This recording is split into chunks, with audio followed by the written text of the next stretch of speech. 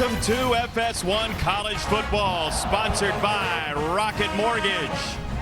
The folks here in Oklahoma have waited about 8 months to welcome back the Fiesta Bowl champions after a 12-2 season, and it is a scene already here in Stillwater. Take a ride with us. Jason Benetti, Brock Hewitt along. And look, Oklahoma State has 16 straight winning seasons. All the coaches basically have been here for a long while as well. Amidst so much change in college football, there's a constant, and his name's Mike Gundy, and it's Oklahoma State football, synonymous. You can't really separate the two. He's added so much stability, so much culture, and Jason, unlike his peers in the Big 12, he's got a returning quarterback by the name of Spencer Sanders, not for 1 year, 2 years, or 3 years. This will be Spencer's 4th time at the helm. They believe in him. You feel the confidence that oozes from him, and amidst so much change, well, there's not a lot here. They know who they are and what they are. 24 wins for him as a starting quarterback. Meantime, Central Michigan, who won here in 2016, has one of the best running backs you may not have heard of. Big, strong, powerful, and as fast as Oklahoma State wants to play, Lou Nichols and company want to slow it down. They want to churn that clock. They want to churn yards, as he did a season ago, as you see, led the country with 1,848 yards. And they want to ride Sweet Lou as much as they can in one heck of a hostile environment tonight. It is loud here. It's like they have a sound effect guy here at Boone Pickens Stadium. Kickoff, Oklahoma State and Central Michigan is just around the corner.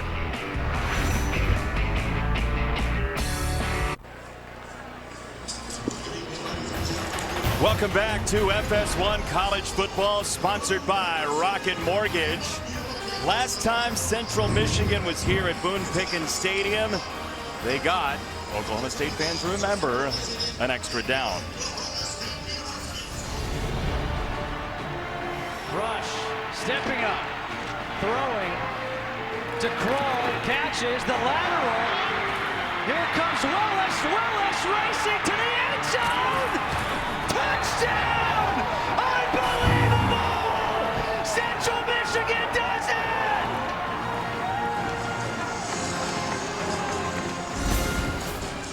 It was an intentional grounding penalty that got them an extra down. They weren't supposed to have it. Mike Gundy will remind you of that. It is a day here in Stillwater that's a little bit cooler than expected, but you can also taste the air. Ooh, it is sticky. It has been raining most of the afternoon. The blue sky has emerged. Perfect harbinger of things to come in college football, right? A little bit of a stormy offseason, all sorts of chaos at times, and yet when that ball goes on the tee, the sun comes out, the blue sky shows up, and we're ready for some football. Here we go in loud, raucous Stillwater. Tanner Brown to boot it. Iron Jackson back for Central Michigan. Off we go from Stillwater, Oklahoma, and a fair catch for Jackson. Daniel Richardson is the starting quarterback for Central Michigan. He won back the job last year after about a month. He's from South Florida, where he set big-time records in Miami-Dade County. His high school, Carroll City, from just north of Miami.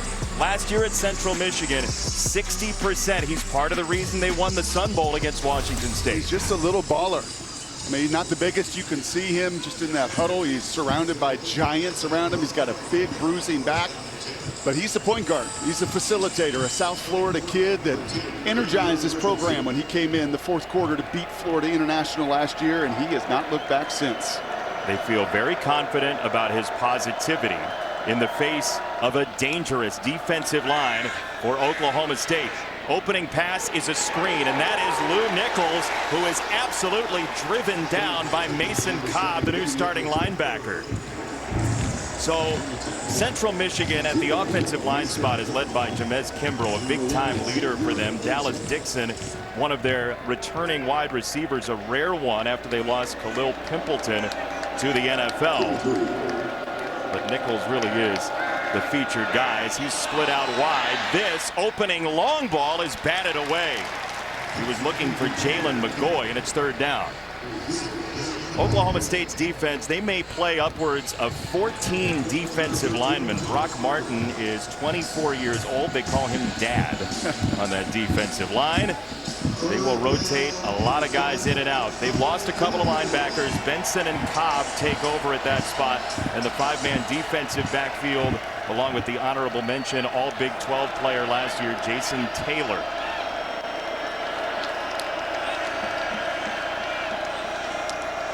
Third and 7 for Richardson. Oklahoma State gets to him. He does have a completion, and that is a first down to Carlos Carrier, the transfer from Maryland, a gain of 8 on 3rd and 7. And you see that clock and understanding on 3rd down, especially if you get into nickel or passing situations, you can expect an onslaught of rush, but that's where experience comes in. Richardson doesn't hold the ball. He finds an outlet, a broken tackle, and a big-time first down move the chains to set the tempo. A tempo that Oklahoma State really wants to kick up during this game. They run a lot of plays, the Cowboys do.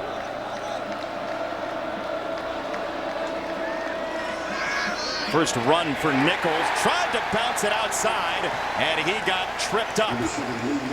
It's a loss on the play. Mason Cobb sliced him down. Well, he's doing his best. Malcolm Rodriguez right there, isn't he? They lose a 4-year starter at linebacker.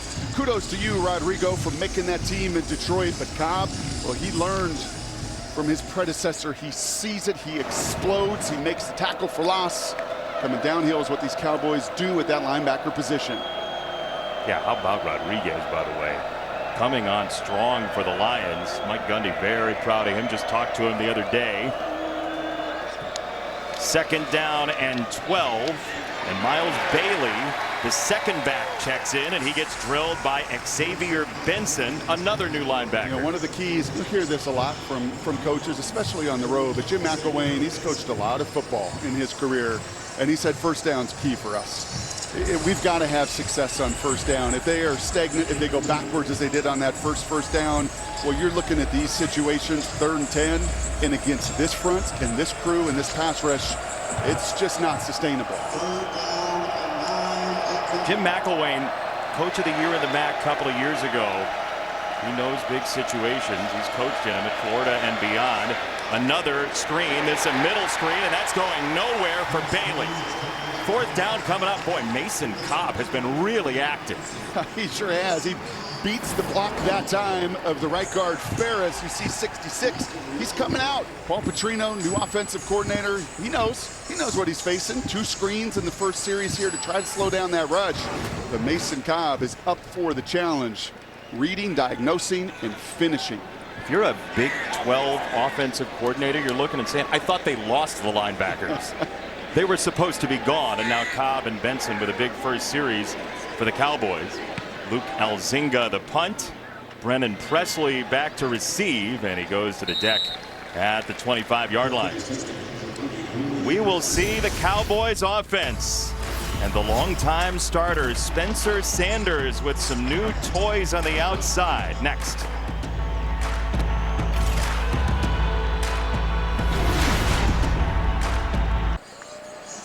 If you're an Oklahoma State fan, you've seen this face before. The redshirt senior who's won 24 games at Oklahoma State as a starting quarterback, 3rd all-time, 60 combined touchdowns for him, nearly 7,000 passing yards, 12 interceptions last year, 2 big games where those popped up, including the Big 12 title game. And we'll see what his offense does on this opening drive as they look for big plays, but instead it's a false start.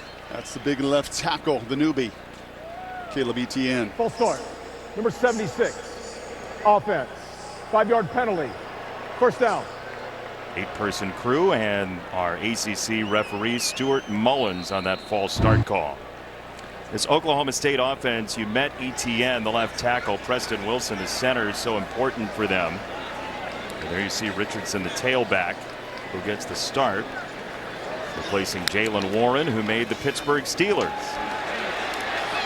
This is Richardson out of the backfield in space, and he gets the penalty yardage back, cartwheeling to the 27. They're going to go fast, so we are too with the lineups here. Oklahoma State starts with this offensive line, which is already ready to snap it. as expected. Some movement on the defensive line for Central Michigan. There is a flag down, and this is Brennan Presley across the 40 to the 44, and a first down. Yeah, you're going to see right away. A season ago, they played to the strength of their defense, right? We're willing at times. Offside. Defense. Penalty decline. Result of the play is a first down. To slow it down and ground and pound, that's not going to be the case. This is going to be back to the old school Brandon Weeden, play as fast as you can possibly play. They were top 5 in plays last year in the first place.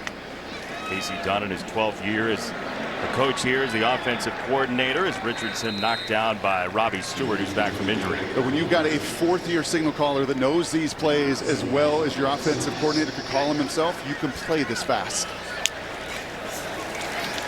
Second down, Sanders, a line drive, incomplete, third down. Here's the Central Michigan defense as they will slow the tempo a little bit with the incompletion to Javion Stepney with the coverage there. Mentioned Stewart back from a torn ACL. He's very happy to be back on the field. Kyle Moretti, an aggressive linebacker, along with Whiteside and Apsey, and then in the defensive backfield, Rolian Sturkey is a guy who's seen a lot of playing time. Kent, the corner, the sophomore, may be their best cover man. Third down and 8 for Sanders. Trying to get out of the pocket. He does. Looking upfield and turning that way, seeking the first down.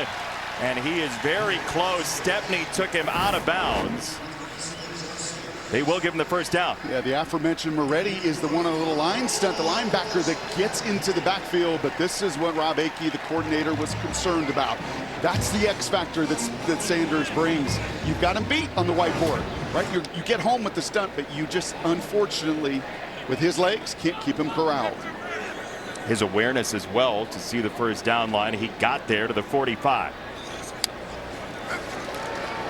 Another throw, takes the easy one, and it goes a long way. John Paul Richardson keeps his feet and scores.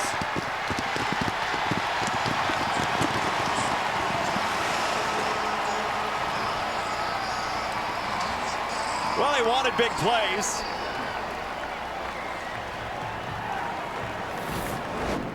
Just a simple little hitch route right here in the slot. Safety's got to come down in the open field. This system is not just about pace of the snap. It's about speed and spacing. They want those one-on-one tackles in the open field. And John Paul with an enormous, explosive play, fighting his way for 6. Last year, all of last year in a 12-win season, they had 8 plays of 40-plus yards. This one goes for 45 and an Oklahoma State touchdown. Tanner Brown, the walk-on for the extra point, through the smoke. And you have to believe that won't be the final firework here in Stillwater this year. 7-0 Cowboys. 4th year, senior quarterbacks know how to operate the field. You see the eyes go right to the cushion to John Paul. Richardson, the broken tackle there, the junior college transfer. Jaden Davis making his first start for the Chippewas. Pick on the inexperience. When you have it in your back pocket and you know the system inside and out, make that defense pay, and the Cowboys do. What do you think he sees in year 4 as a starter that he didn't before? It is just the game slows down so much. So that play, that was all hitch routes. He could take his pick. He immediately knows where he's going. He finds the softest cushion, and John Paul Richardson does the rest. I guess you could say it's a big key to spend a lot of time in college football. It's helpful.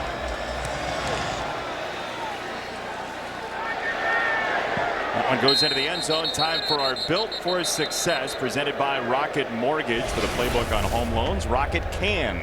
Speaking of guys who have been in college for a few years, this defensive line, I'll go on record and say it's the oldest in the history of college football. Maybe some BYU D-lines, maybe, but as far as the experience, 6th year, 6th year, 6th year, 5th year. And that's just the first wave on the hockey line. And then they run out Colin Oliver, and Trace Ford is back. That is not only an experienced group, it's arguably the best in this conference. 3 down linemen on first down with Bailey checking in for Nichols on first down. And he's got a gash across the 35 into the secondary. Batting Cowboys away to the 45 and plus territory, a run of 30. Well, you talked about that three-man front and a tremendous job right in the middle. Look at your center, Kimbrough, in the middle of that offensive line. Move people, move those Cowboys. And that allows, unlike the first drive where those linebackers are screaming downhill, it allows the Chippewas to run, and they impose their will. Once again, it's Bailey out of the backfield to slip one and get out of bounds for another first down. That was Jabbar Muhammad who had him by the ankle and couldn't finish it. And you will see this from Central Michigan. They will mix some of their tempo. Unlike Oklahoma State, that's basically on the accelerator the whole game, Central Michigan will do this. They will get to the line in a hurry when they want to.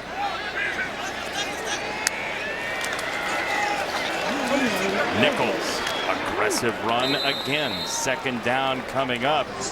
Look, Lou Nichols was the leading rusher in the FBS last year, passing Kenneth Walker. Oklahoma State had its best run defense ever last year. Run it again, and he spun into pressure this time. Kendall Daniels got in there first, third down. By the time they bring a secondary defender, instead of being on the heels and watching those D linemen get double teamed and the linebackers catch it, they pulled the trigger there with their safety, their nickel Kendall Daniels, number 5. Boy, have they raved about him this camp. Mike Gundy described him like Rick Wild Thing Vaughn from Major League. He said, we just hope he's going the right direction. He throws 100. Third down and 1. Another run, and that is a beautiful run for the first down for Nichols on the hurdle. What did you call him, Wild Thing? Well, Wild Thing threw a strike the first time, and that time it was a ball because Lou Nichols makes him miss. They once again bring Daniels from that secondary position. And Nichols, the fourth-year sophomore, he sees it coming. He dodges a defender. Critical first down. 1-1 is still a pitcher's count. First down for Central Michigan, and this is over the middle to the tight end Marcus Young, the converted defensive lineman. Second down. Well, he's very close. They are going to move the sticks. Nice job there with the eyes of Daniel Richardson as Spencer Sanders is experienced and slows the game down. An excellent job by his counterpart Daniel Richardson on this drive. There is another first down available. That was Daniels coming to the line, and he helped hem him in. Tyler Lacey, the redshirt senior, finished the deal on a loss of 1.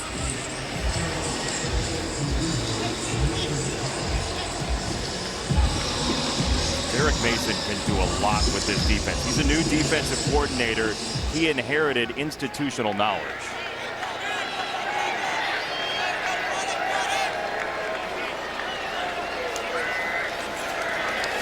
Richardson, second down, got a completion for the touchdown.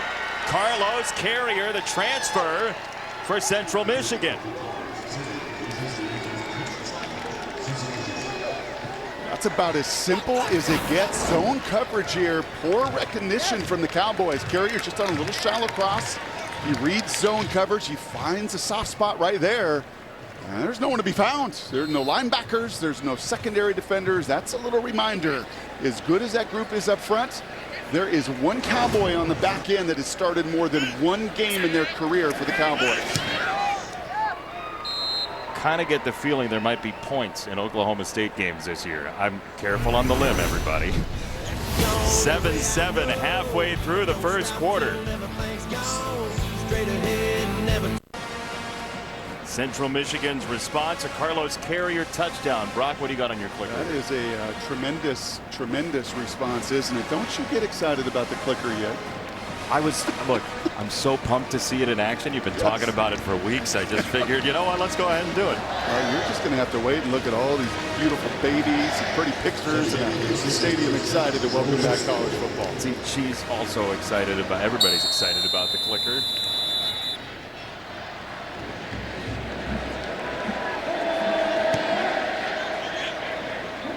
Presley back to receive. Let's do this. Now that you've set it up. Okay, we get man-to-man coverage here. Okay, everybody, this is to the field, to the wide side. We got man-to-man coverage. Here's the problem.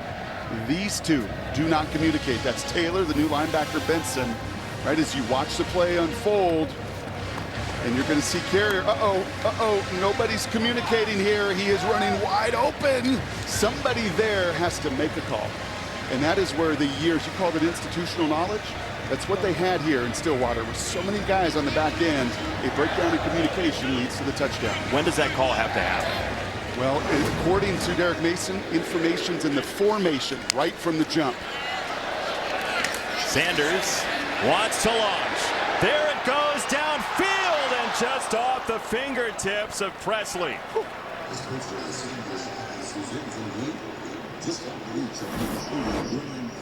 This guy can go. In case you needed a reminder from a season ago where he came on the scene, there's not many guys that are going to run with him, and this is a beautiful ball just about 6 inches long, 60 yards down the field. Sanders whips it wide. This is Presley, a little soft shoe, and he finally gets swarmed down. Bristol with the stop, and a marker is in. That's going to be 71, our big guy in the middle. Offside, number 71, defense, 5-yard penalty, second down. Back to Presley. Just off the fingertips. When you let that ball go, there is so much green grass. Spencer knows it more than anything. You just don't want to do that. When you got a safety beat like that, keep him play. Long throw to the outside. He's got it for a first down. That's Braden Johnson with his first grab, the senior from Arlington. The ball is out of his hand in a hurry tonight, isn't it? And that is a long throw. He had the arm for it. And a first down toss, a little too hot for Presley. Second down. You see the two of them communicating it right away. A little triple option. Could have given it, could have kept it. That's the last option of today's present day spread triple option. Just a little too much heat on that fastball.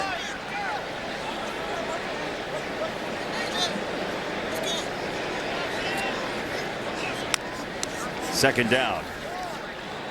He lets it rip wide and incomplete.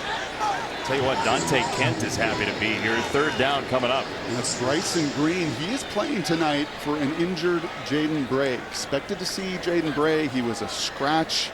Somebody they were awfully excited about. Kent, he sees that hitch route happen right in front of him with Green. The feet slip out. If there weren't for some velocity there, that could have been a pick. Bray was one of the big play threats from last season. They play without him today and maybe for the foreseeable future. Sanders on the run. He does get tripped up. And so it's fourth down for Oklahoma State. Boy, in any time for the Chippewas tonight, you get these guys off the field, it is a win. Trying to set up a screen pass here. Spencer Sanders feels it. So does Central Michigan's defense. Nowhere to go on that screen. And he's nearly elusive enough to move the sticks again with his legs, but the shoestring tackle by Incombe stops him. And we get to see nearly middle-aged punter Tom Hutton. We believe him to be the oldest active FBS player. He's a former paper mill worker in Australia who boots this back to the 15. It's on the ground. And finally, Stepney dives on it.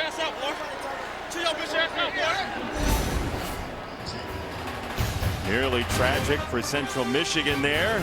College football's week 1 is here. Lovely night in Stillwater. We're tied at 7 in the first quarter. And don't forget, tomorrow night on FS1, 2 more teams open their Big Ten play. Illinois has already got a game under its belt after beating Wyoming. Indiana is the resistance. It kicks off tomorrow, 8 Eastern on FS1 and the Fox Sports app. And if it's anything like the Big Ten opener we had, it will be fantastic. Boy, Illinois looked good. Brett Bielema, year 2. Another transfer quarterback that has come in there to Champaign. A great start for them a week ago. Tommy DeVito was very happy to be upright last week, he said post-game.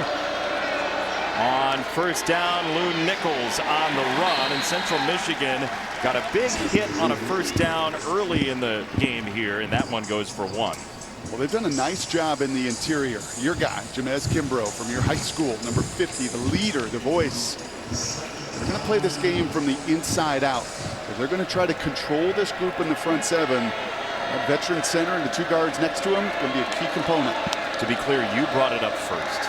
Just for the record, 2nd down and 9 to the sideline, and Carrier right at the edge does bring it in. So what did new OC Paul Petrino bring up first? This matchup. Not very often you hear an offensive coordinator say, we are going to go after number 7, Muhammad. 2 new corners for Oklahoma State. Right? Muhammad started the Fiesta Bowl a season ago, but they like the size advantage they had on the outside and take advantage of it there. That was only his first start, that start against Notre Dame in the Fiesta Bowl. A little sprint down, he goes to Wilson, the tight end, who has space, and he gets knocked down short of midfield by Jason Taylor. Gain of 18. I think these Chippewas are showing you, aren't they? Both in the response, in the execution, this little sneak route they call it, sneak that tight end out. But they're showing you why they beat Washington State in the Sun Bowl a year ago. They're showing you why they're one of the favorites in the MAC this year. They are operating on the road after some early adversity very well.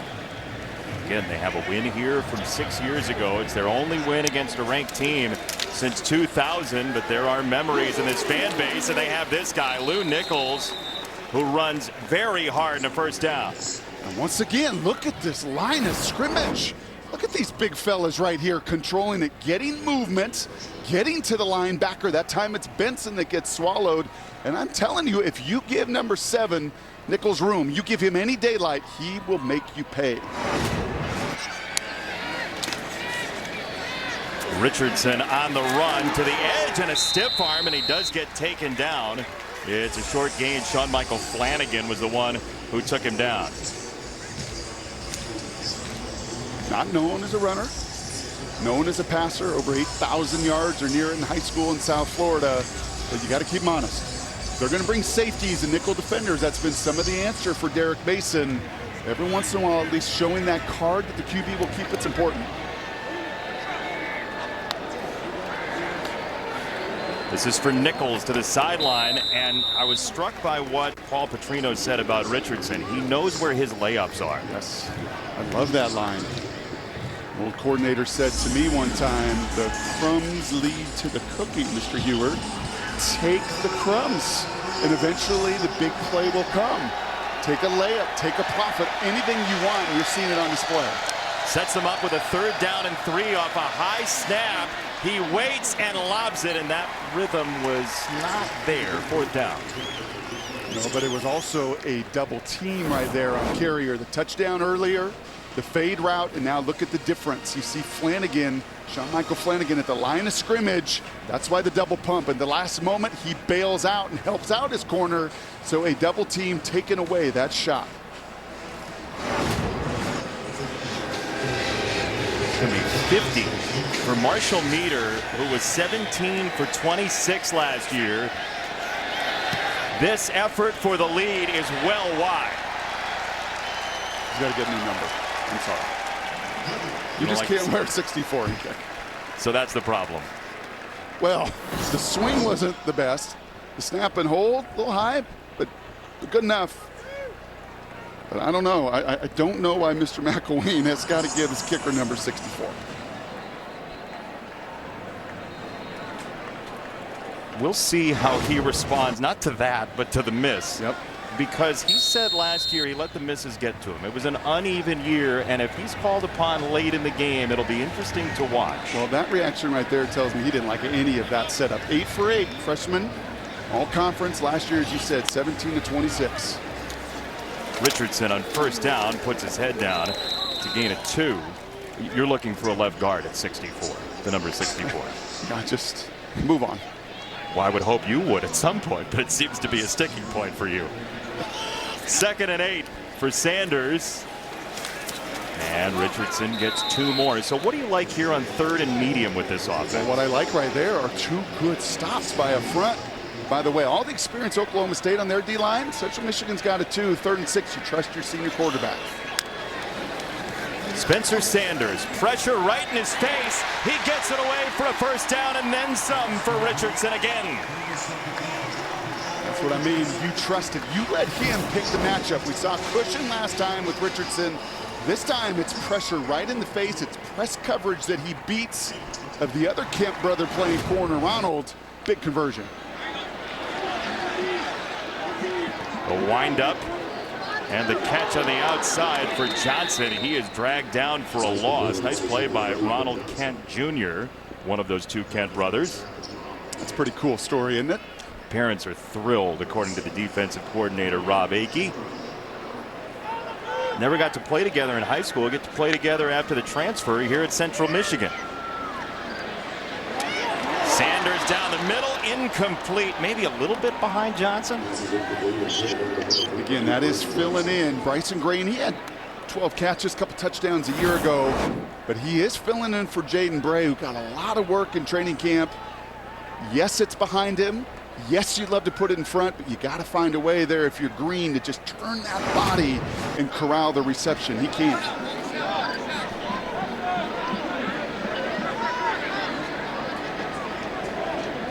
Excuse me, that was Braden Johnson, 8, not Bryson Green, 9. Third down nonetheless. Sanders, low ball and a diving catch not completed. Incomplete. That's Green, who didn't get his hands underneath. An incomplete pass. Well, there it is. Down. It was Johnson, the snap before, clearly hits the ground there to Green. And you saw Spencer Sanders, right? Right after that ball in the ground. That's his chest, so that's on me. Those are two throws. The first one, Johnson, he could have corralled it. There's no question. That one, he's just got to put in the number of Bryson Green. A little frustration there on the sideline. Sanders 2 for his last 6. Hutton. And Stepney watches it bounce down to the 1.5.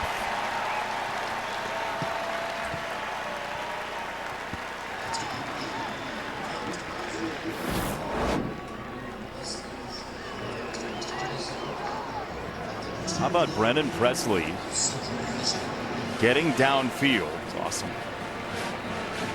Look, this Oklahoma State program, we've talked about it off the air, but 3-star recruits, they bring guys in, they develop him. Guys like Rodriguez, who's now with the Lions, and Mike Gundy in his 18th season has built something that doesn't get enough respect, it feels like, if we have a chain malfunction. Well, and I think a wonderful indicator there. Some would argue that Presley's the best player on this offense. Spencer's right next to him, but what's he doing? He's covering punts. Like, that's the culture, the selfless culture that Mike Gundy and his staff have created here.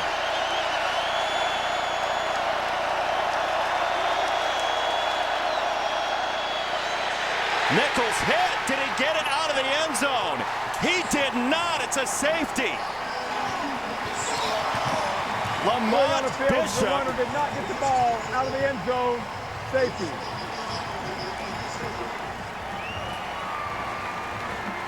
That's a lot of confidence on that defensive line.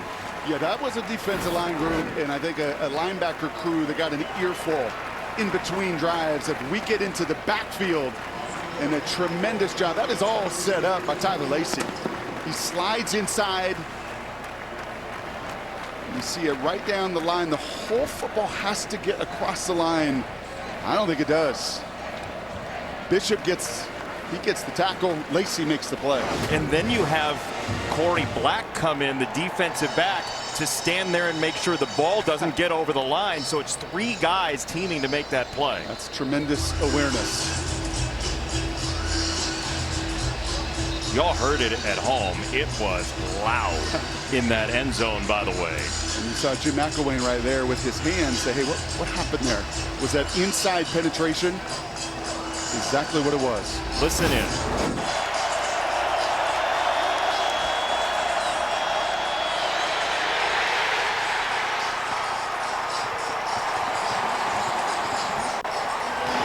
What is that for a quarterback? Loud. The band, the students, those devices they got to add even more noise in this building, and all set up by Brennan Presley. Let's remember that. And he's back to return here. And Presley swarmed down short of the 30-yard line.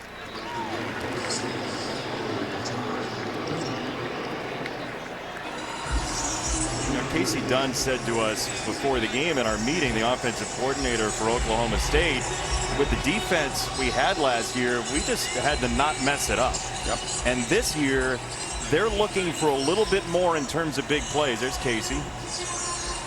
12 years here at Oklahoma State, and he said, look, Mike Gundy is just the absolute best to work for. Understanding of family and how important it is, along with your job. On his first down, Sanders wants a shot down the sideline. He dropped it in perfectly for Johnson. What were you saying about some more shots, explosive plays, a little double move right here? I love it. That little slant and go. Sturkey is left reaching for air, and unlike earlier when he missed on the shot, that time right on the money. This offense feeling it. Quick hitter Presley turning upfield, and a first down. The acceleration on display there for Presley. Yeah, get ready for it, Oklahoma State fans. Get ready for it, Big 12. This is what's coming. Not 59% run, not just pounded between the tackles, but spray the ball everywhere.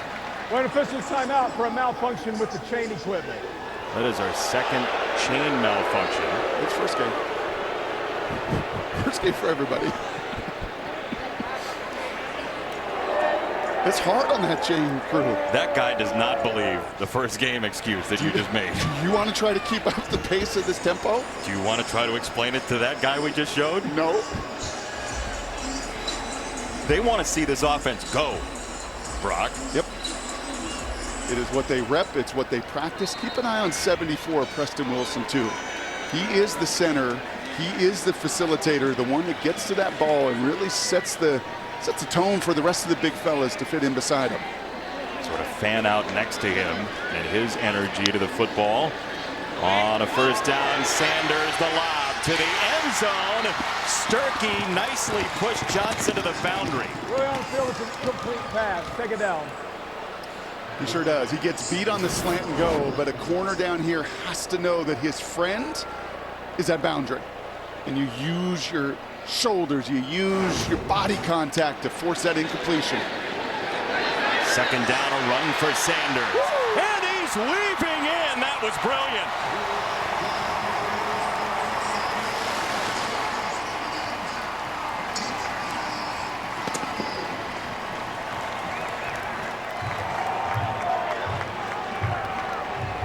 Wow, was that good?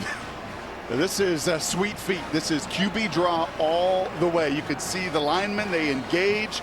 A terrific block there by the running back, Richardson, and then that is all Spencer. That is the magician, as Mike Gundy called him, with the sweet feet for 6.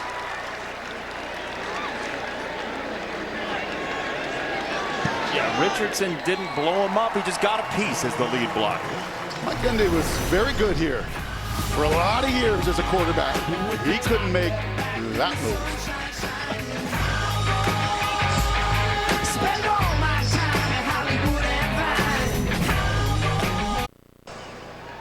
Welcome back to FS1 College Football, sponsored by Rocket Mortgage from Stillwater, where a safety pivoted Oklahoma State into a rapid-fire scoring drive.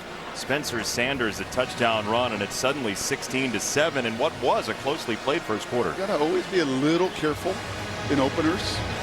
Coaches are pretty clear. Offensive coordinator yesterday, Casey Dunn, was really clear that this is going to be a new system. You're going to see us crank it up. You're going to see us trust Spencer and really spend an offseason designing more and more shot plays. And that first quarter, that was indicative of what's to come. Look out, record books. Yeah, he wasn't messing around. No.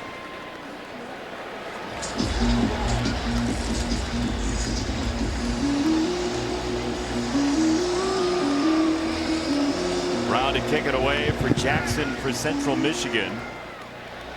Tyrone Jackson takes a fair catch into the end zone. They'll start from the 25. And if you missed it last year, Oklahoma State, one of its best seasons as a football program. Very close to the college football playoff, like a couple of inches away in that loss to Baylor. 12 wins, tied for the most in school history. And 5 victories over ranked opponents for Mike Gundy. And look, they won Bedlam as well, but they've actually sold more tickets this year than last year when they had a Bedlam home game. That win in the Fiesta Bowl, though, Marcus Freeman looked like he had stamped his tenure's beginning at Notre Dame. Oklahoma State came back from 21 down. Mike Gundy reminded him what 18 years of experience looks like. They have almost a shrine to Mike Gundy through the years in the coaches' offices with all of the different hairdos. Fun man to talk to. Mike Gundy over on the sideline in his 18th season. Nichols on the run, and that is just a swarm of orange. Second down. And once again, it's penetration. Right, when Oklahoma State's been watching, right, they've been catching, that is when Central Michigan has success. When they dictate, and once again you see that inside charge, penetration there right from the inside. That was Colin Clay. It was Lacey on the safety. That has been the disruptor to the run game. Colin Clay, who Mike Gundy said hasn't played since the Rocky movie was out. He's been away for a couple of years with injury after a transfer in. Second down, 11. It's Nichols again, trying to be patient and plunging ahead for a couple. Yeah, and this is Jim McElwain feeling what's going on in this building. Mike Gundy's got a lot of experience, so does Jim McElwain. Those are 2 runs. Try to just take some of the noise, right? You could feel the fever pitch coming. The offense reacting to it. I think just a nice job in game management here. Slow it down, and this becomes a critical, and he knows it, critical 3rd and 8 early.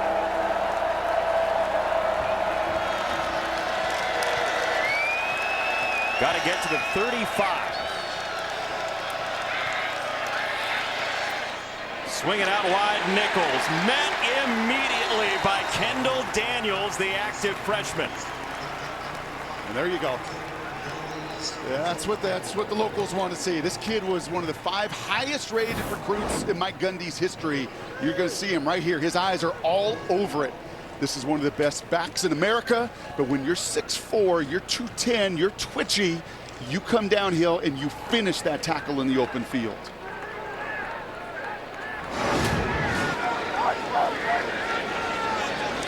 A drive that started with a 5th negative play forced by Oklahoma State's defense. Elzinga to punt for Presley, and this is returnable for Presley. Oh, he finds his way out of a tackle and skids down on this new turf just installed about a month ago. Oklahoma State with a lead here at home after a quick touchdown drive. Spencer Sanders conducting this offense beautifully so far. Big plays come in a variety of ways. That just a quick hitch turned into a 40-yard touchdown. The deep in cut there, and this is what Rob Akey, the D coordinator, and Jim McElwain, the head coach at Central Michigan, were so concerned about. His legs, leading rusher right now. And in the open field, he's about as good as anybody on this roster. They also did a great job last year and today so far of keeping him clean. He was only sacked 17 times last year, Oklahoma State quarterbacks were, so 8 for 15 to this point. See what the play call looks like here. They go trips on 1st down. He goes to the wide side away from it and has a completion in man coverage to Green. That is a long throw all the way across the field. Longer than you see in the NFL because of those hash marks, and that just shows off the arm strength of the senior. Here's Richardson, and he's got the 1st down. Spencer Sanders, I know you've watched his mechanics and you've watched what he's done. What do you think of him as you watch him on tape? He's a little long, there's no question about it, right? It's extended, it's almost like an outfielder in Major League Baseball that really winds up to throw it, but man, does the velo come. And there it is, perfect example. I mean, he just ripped that puppy to Presley. Yeah, yesterday Casey Dunn had a good term for it, the hammer. Right, just watch him here as he swings it around. It's like he's swinging a hammer right there. And it's a little longer than I think the pro guys are going to want, but as quick as the ball comes out, it's payoff. Dropped down a little bit there, got it to the sideline. Johnson again after a bit of a juggle, and a 1st down inside the 15. Well, he is just seeing all the field, isn't he? I mean, just pick your poison. If there's separation, he's finding it.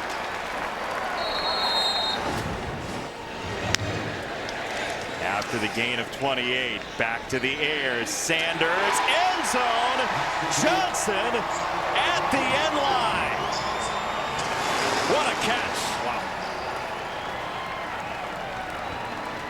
That's a couple guys that have done this a few times in Stillwater. Braden, a 6-year player, he's battled injuries, and what you're gonna love here, okay, this may have just been called a fade route, but he's running out of room. So instead of just being dead to the play, he uses his body, presses it against Kit, gives then Spencer enough space to find the touchdown. 5 straight passes as the Cowboys are slinging it. That's a signal of guys who know each other. Total confidence. Right? Total confidence and trust. We hope to develop that over the season, but we'll get there. 2 games. Oklahoma State in rhythm, big time.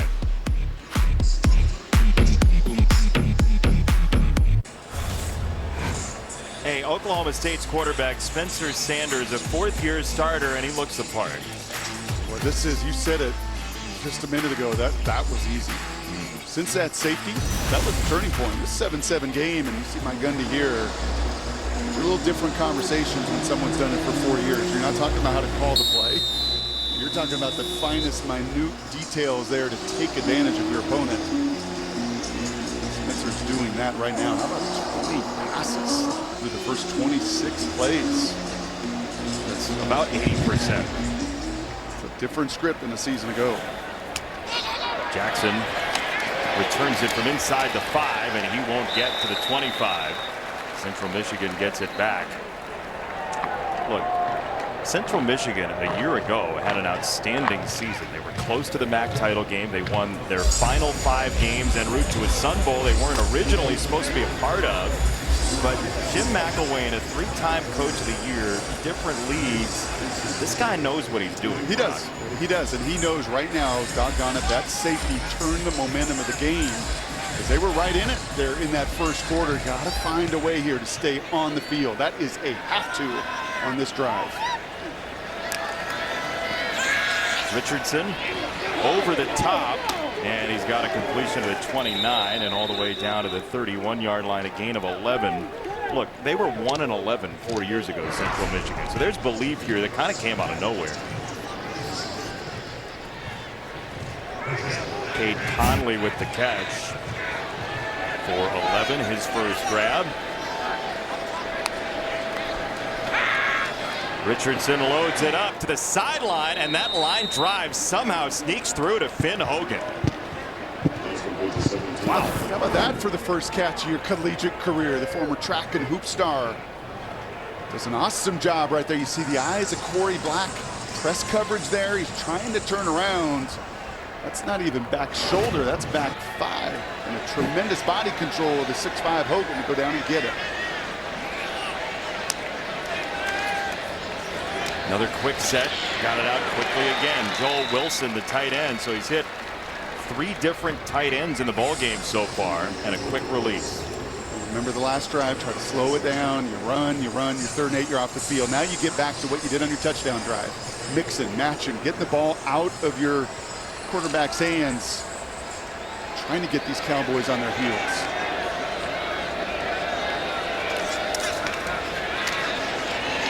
On the run, it's Bailey, about 1.5 yards short, it looks like. This will be an interesting play call here, 3rd and 1. This feels like 4-down territory. 16-point game, I would imagine so.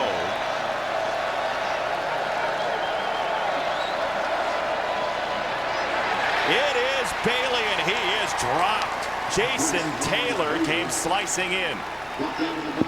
Let's see if it is 4-down territory. That's an excellent play out of the veteran on the back end of that defense. His 15th start.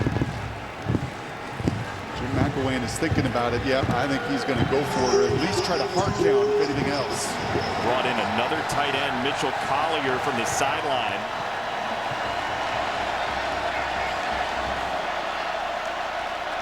It's Bailey right into the teeth of this defense, and he looks like he's about 1 yard short. That is a tough ask with this defensive line. Yeah, you're trying to play to the strength of your group, right? The strength is those interior 3. Going on the field, the runner was short of the line of the game. But the problem is, look at all of this humanity that you're running into. slanting and stunting even your own guy, unfortunately. Stops the momentum and crushes the play. Kendall Daniels enjoying his first game of his redshirt freshman season, and it was Lamont Bishop who had that big sack against Boise State last year. McElwain wants a measurement. He wants them to at least look at it, but they already have, and I'm sorry, Jim, there wasn't enough movement. Jaden Nixon, freshman tailback, comes in after 14 carries last year, redshirt freshman from Dallas. With all the chain issues we've had, we don't need to have a review of that play. That was about a yard shy. 2nd and 9. Sanders again catapults it, this time down the edge, and some jostling leads to a flag. He was looking for Langston Anderson, back from so many injuries. This is a pretty obvious Pass call. interference. 37. Defense. 15 penalty and an automatic. First down. That's a senior, Sturkey. They've been picking on him a little bit. It's just that contact right there. And what those back judges are always looking at is that contact interfere with him. Is there a little hand fighting? There is. Was it Sturkey that actually went down? Yes. He's looking at it going, what the heck? I think that contact impeded the route. Little toss out wide. Jake Schultz, who's been dealing with a hamstring injury but does play today. He's got his first grab at a first down. Former defensive end Schultz. Sanders at 2:19, and we are 21 minutes in. Just scanning and eyeing and launching down the field, and again a tangle. And this one incomplete. It was Anderson against Trey Jones. I think right now this is feeling like 7-on-7 for Spencer Sanders. When you pat the ball and you have that much time, and you could even make this adjustment of a throw, he's covered. And kind of like the fade route for the touchdown, he's trying to throw the receiver at that time, Anderson open. But this is looking and feeling awfully easy for number 3 in the pocket. See what he tunes up here on 2nd down.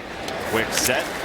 He throws it out wide, and this is Owens to set up 3rd down and about 3.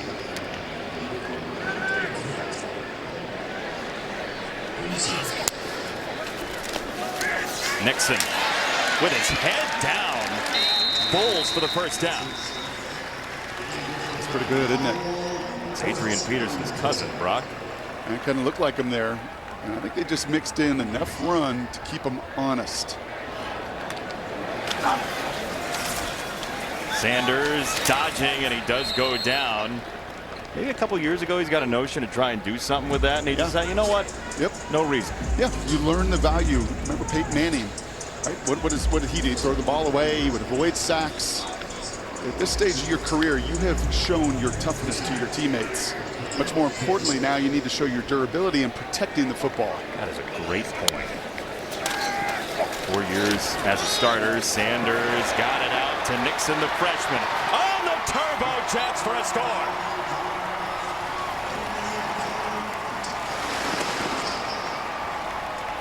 Ooh, that is very good from Preston Wilson, the center right here, who gets out in front of this screen. They've raved about his athleticism all camp long. Good timing here, but it's the big fella in the middle that makes this happen. You see the extra effort there to get to Moretti, the linebacker, and then it's an arm tackle, it's a broken tackle. And it's the 2nd touchdown in Nixon's career. What does a center like that do for an offense, Brock? It just facilitates, it sets the tone of everybody. I think he's the most athletic guy at that position Gundy's had here in Stillwater. Wow. It's almost 2 decades worth. 30 points out of the clear blue. This is just fun time for Spencer Sanders right now.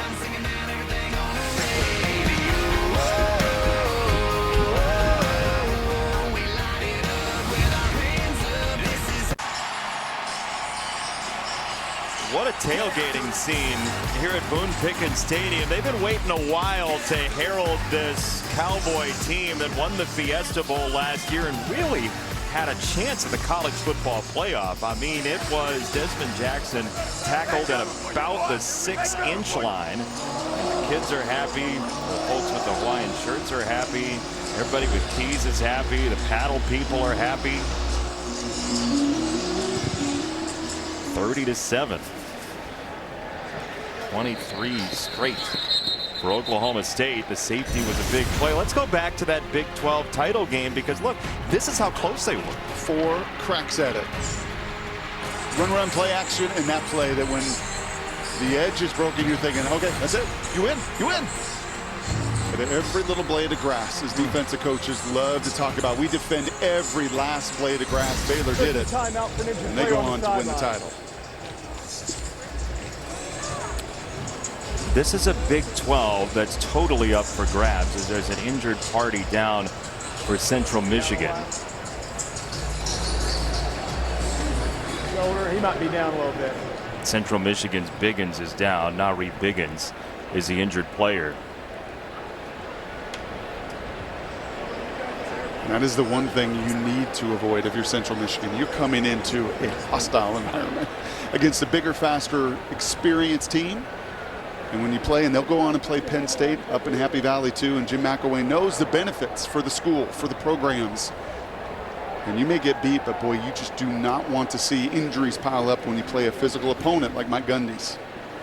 Yeah, Jim McElwain put it interestingly to us. He said, you know, when we leave here, if we don't get the win, we want them to have felt us. We want to have them feel like we leaned on them a little bit and made it tough for them today. I'll tell you, the first 7-8 minutes, when it's 7-7 and they get a stop and they're going to get the ball back, they did.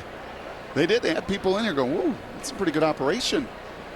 And then that punt cover by the gunner Presley to down it at the 1, a terrific punt as well. I don't want to sell that punt short at all by Tom Hutton. That set the table. Presley gets the safety hit. Tyler Lacey has the penetration. That just changed it. That just flipped the script of this entire half.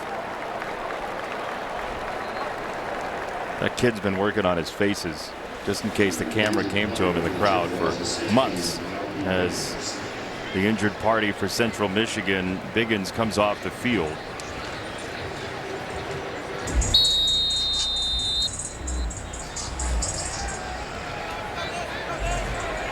Chippewas out of Mount Pleasant, Michigan. They came here in 2016 and on an untimed down and a Hail Mary got a win. And tell you what, Lou Nichols is going to run hard no matter what. This is a young man that could have gone a lot of places for NIL situations, and he decided to stay in Central Michigan for his team. And he stayed in Michigan. Cass Tech High School, powerhouse there in Detroit, shared carries. And he dodges for a couple. There's a flag down. Oh, this is going to be a new rule here that we're going to see in the play. This is a low Personal block. foul. Illegal block below the waist. Number 86, offense. Half the distance to the goal, second down. We'll see where Young was lined up with that new rule. Now, this is a point of emphasis. He is not in the tackle box. You're going to see this in college football, ladies and gentlemen, a little bit more than you have in years past. That was a tight end. He is outside the tackle box, and so often you're going to run zone, and you're going to see the block here. You cannot go low. When you're outside the tackles, nobody can start and initiate that block below the waist. That is the correct call. And that's just going to have to be taught to these guys that any block outside the tackle box has to be the waist up. With that, second down and 20, and it's Nichols who's wrangled for another loss. Benson got in there. Xavier Benson, the redshirt junior from Texarkana. That's the 7th tackle for loss for the Cowboys. You got a 3rd and 21 play you like? That's your deal, quarterback man. Well, if I get a one-on-one, maybe I can throw it up to Carrier or one of these big receivers. Otherwise, draw, screen. This is no man's land. We saw a successful screen game early for Central Michigan. Here comes pressure. There it is. Just drop it off for Nichols as there's another marker in.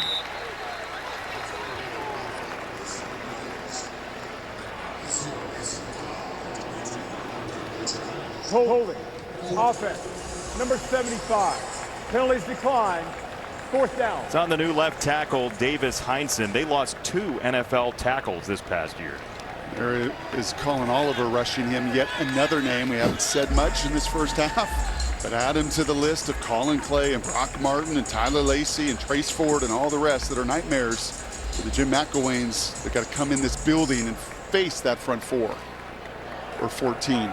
Oliver is a backup, and he led the Big 12 in sacks for a freshman last year. He was 7th in the FBS with 11 and a half of them. Depth for days for this defensive line. Look, this was a 7-7 score until the punt, which led to the safety, Brock. So good from Presley, knowing right where he is, puts the ball at the 1. It's Tyler Lacey with the penetration. It's Lamont Bishop, and even the heads-up play of Corey Black there as well to make sure all saw that ball did not come out of the end zone, and it was instant offense. Spencer Sanders with his legs, with his arm, explosive plays. If you had a spray chart like a hitter in baseball, he has sprayed it all over the 53 yards horizontally today. And he's got a short field, 51 yards to go. He's ready to load up. He goes over the middle, and it's knocked away, incomplete by Stepney, 2nd down. And that's now 25 passes. Just barely through the 2nd quarter of this game. At this point, you wouldn't imagine he'd play all 4 quarters as he goes to the sideline here. And once again has Rashad Owens, the sophomore, for a 1st down. Owens, a former triple jump star in high school.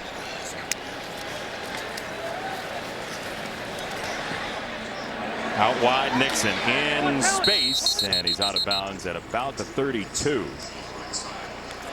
I mean, this is just fish in a barrel for Spencer Sanders right now. I said earlier, it feels like 7-on-7. I don't even know if it's that. It's almost routes on air. They're just because of this tempo, this D-line, it's a good D-line. It's just making no impact. Out wide again, Brennan Presley. And another 1st down. Well, look, 2nd half of the Fiesta Bowl after a late touchdown in the 1st half to Tay Martin. Spencer Sanders turned it up. 371 total and shocked Notre Dame, who we hear has a pretty big game this week. Sanders gets away and scores. It is Spencer Sanders night in Stillwater.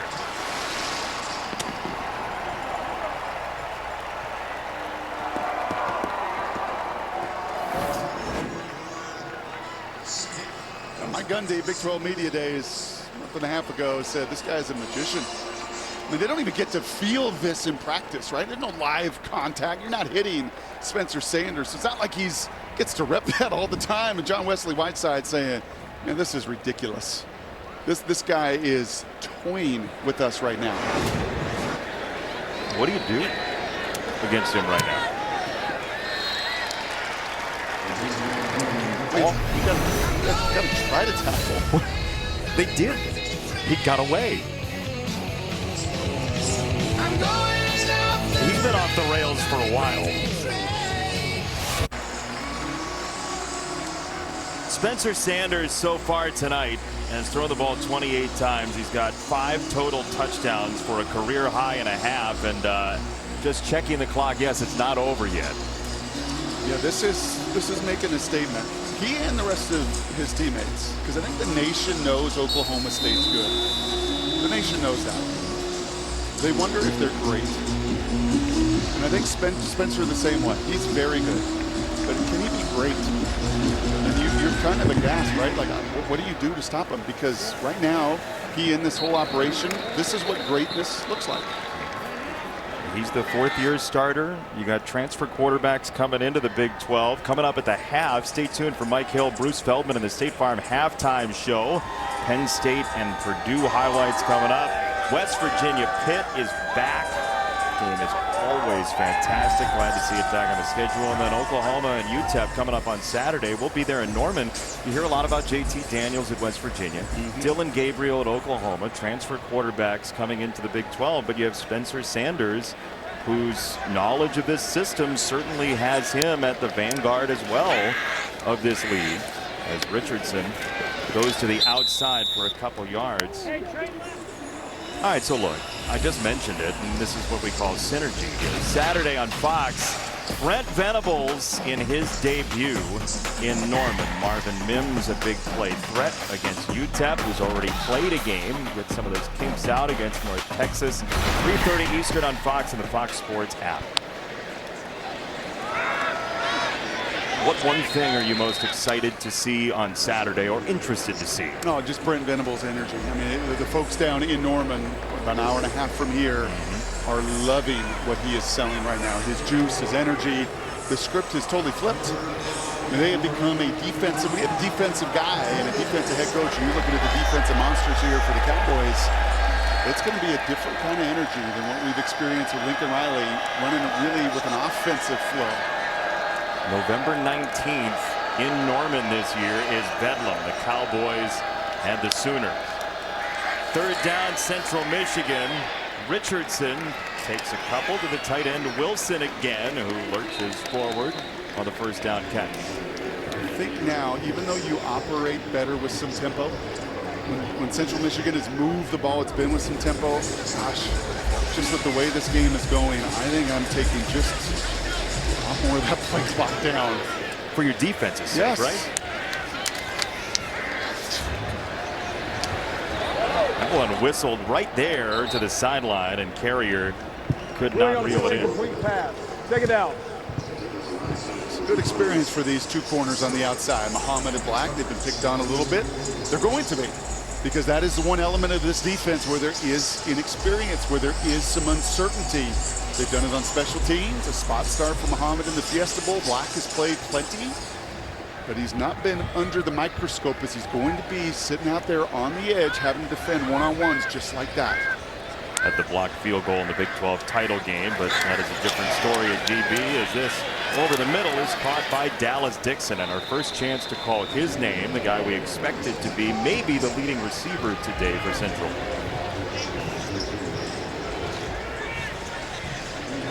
Transfer from Northern Michigan, Dallas Dixon. Knocked on the door of the recruiting coordinator and said, "Winter tryouts." Thank you, Bruce Feldman, for that story. Winter tryouts. Said, what? They want to try out for the team. And here he is, replacing. Look, if you didn't see Central Michigan last year, Khalil Pimpleton and Ja'Cory Sullivan were dudes at the wide receiver position. Yeah, and you know who else had dudes? At linebacker, Oklahoma State. That was a good stunt right there. Sorry to segue back to the game, but why are you apologizing? Sione Ossie with a little line stunt, and there you saw Lamont Bishop getting in the backfield. This is a chance for those guys at that level too to gain some valuable reps. Second down, a little bit high on the throw. It's Dixon again. Linebackers did quite a bit of damage here. Wow. And you know what I love? 6th round pick, 7th round pick, active roster, active roster. Do they have every measurable? Nope. And that's why they went late in the draft. Are they unbelievable football players? You better believe it. And that's why they're with the Lions. Hard Knocks star was Malcolm Rodriguez. And Devin Harper, 7th round pick to the Cowboys 53-man roster. Well done. First down run. You watch the highlights of Rodriguez. He is flying all over the field. There's at times advantages to being a little bit undersized as a linebacker. Mason Cobb's similar. He's 6 foot tall, 225 pounds, and for the Lou Nichols of the world, they don't like those linebackers, right? That are just heat-seeking missiles that almost kind of like a running back can hide behind blockers. Undersized linebackers. Lamont Bishop's not that. He's 6'2", 235, but Cobb is. Nick Martin is, who you're going to see as well, number 4. Richardson felt the heat, and he slings it to Carrier inside the 5. Well, that was good, wasn't it? Mm-hmm. Kind of similar concept as the touchdown earlier. The shallow cross, that time a deep over. And just some miscommunication, the 2nd, 3rd level at times. Something to work on for Derek Mason's defense. Nichols wants the end zone, and he's got it. Touchdown, Lou Nichols.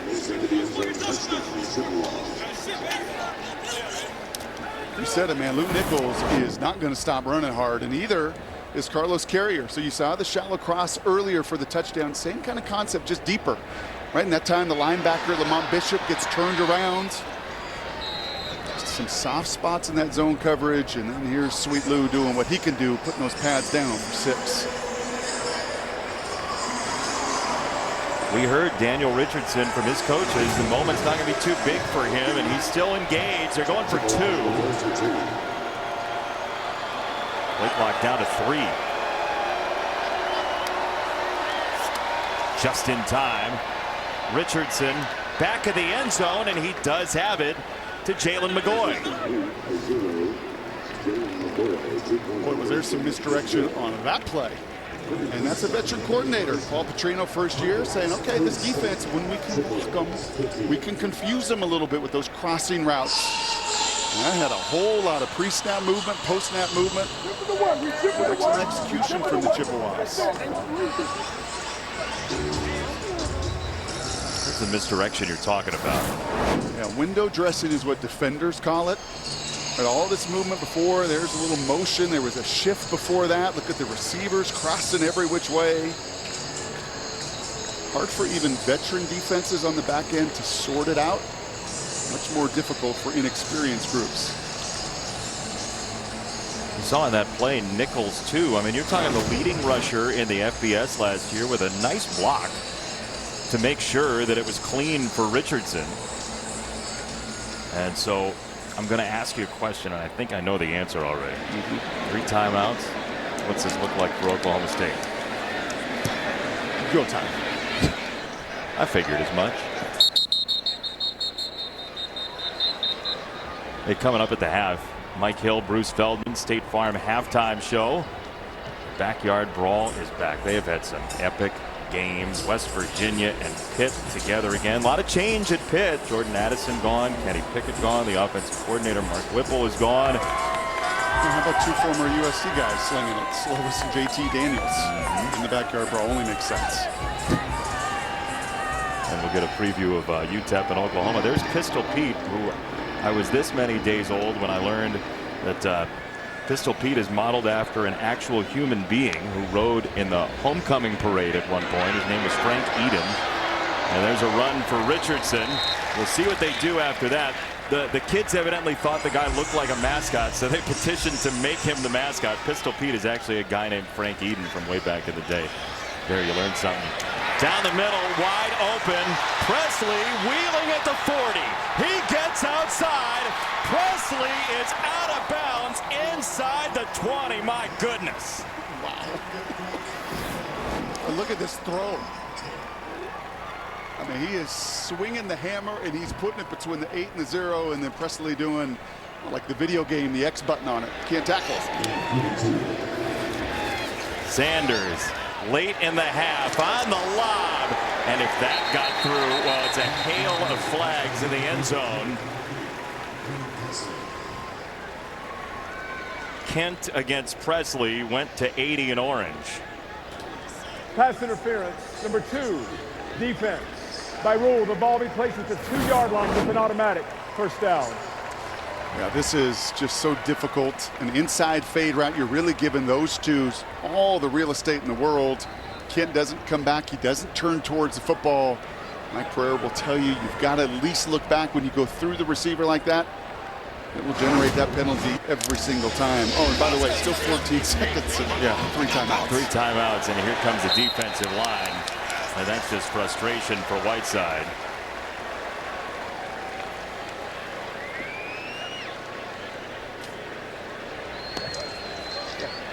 Offside with contact, defense, number 13. Half the distance to the goal, first down.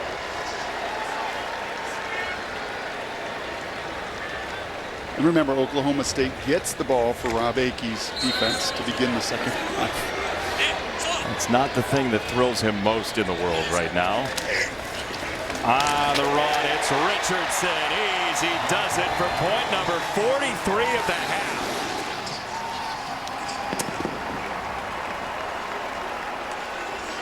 That's pretty good there. Center Wilson, the Turco, the little pin and pull. You're going to see the guard come out here. And then the shoulder of Richardson to drive through the defender. His own guy.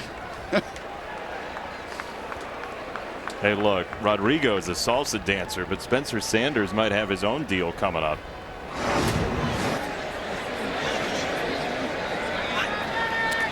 Tanner Brown, extra point. 5 straight touchdown drives for Oklahoma State. That one took 32 seconds.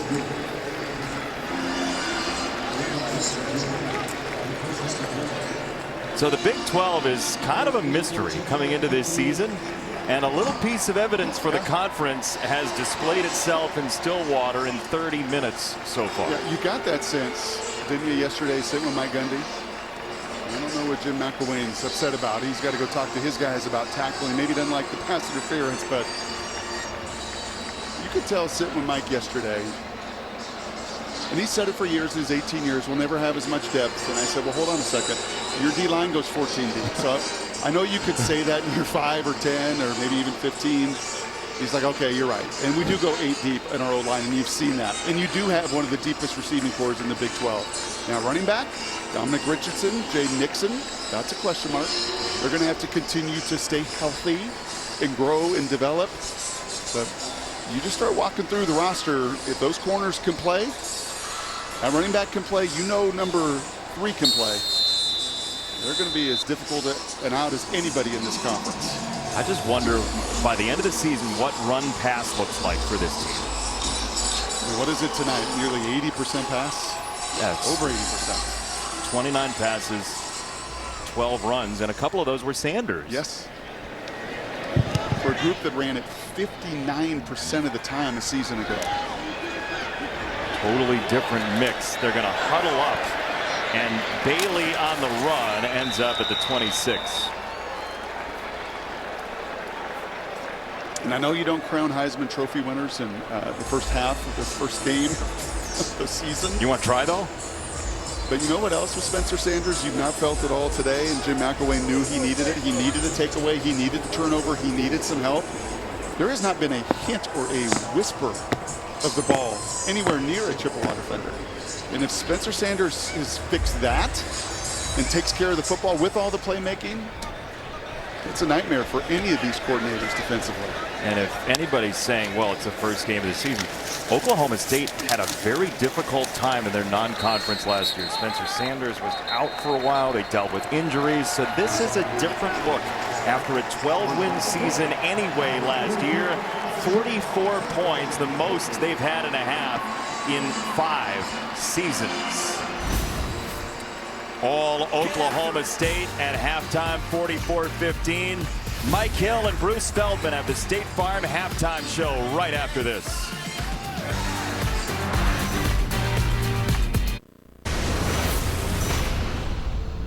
This is how legends are made.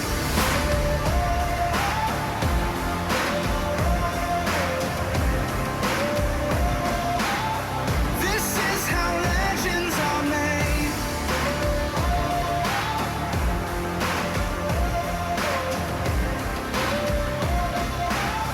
This is how legends are made. All of the touchdowns they're searching for in Penn State, Purdue are here in Stillwater. It is 44-15. The Cowboys with the lead over the Chippewas here at halftime. And you see the time of possession. Central Michigan's had the ball a lot. Jason Benetti, Brock Heward. A lot of the stats look pretty good, actually, for Central Michigan. Yeah, if I told you before kick, Central Michigan's QB Daniel Richardson would be 19 of 22 for 200 yards and a touchdown. And Lou Nichols, best running back in college football a year ago production-wise, had 17 carries. He said, we got a game. Yeah.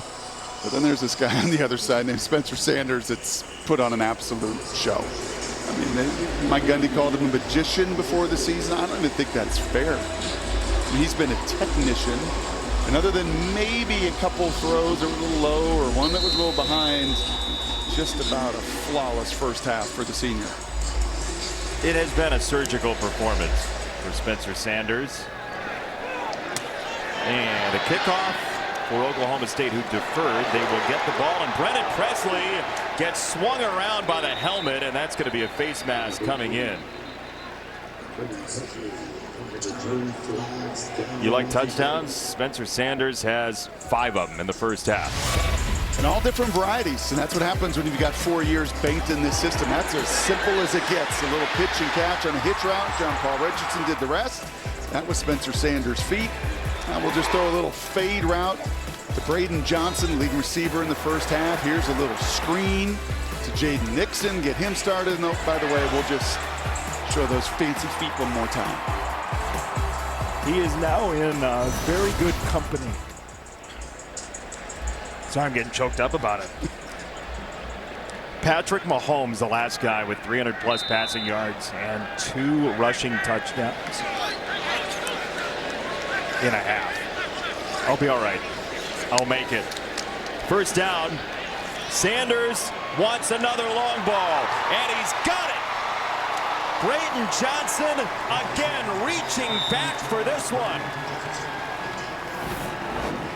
Folks are curious, going to wonder, this kid was seriously talented a couple years ago, missed all of last year, wondered how he could come back, and he's just toying. Much like Spencer, these receivers are just toying with these DBs.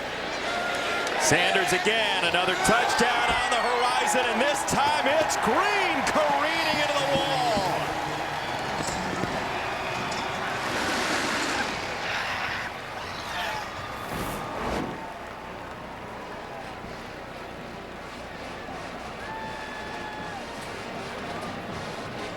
Teaching tape. You go into halftime, 44-15, flawless half. You come out, take advantage of a penalty, and do what? Go right at them. Step right on the accelerator.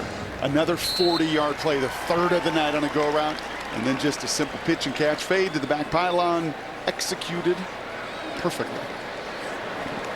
I mean, Spencer Sanders on the sideline is literally licking his lips.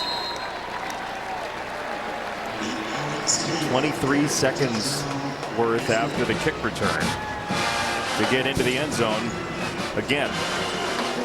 So 4 plays of 40+, 8 last year, all last year. Yeah, I mean, Casey Don was spot on with us yesterday.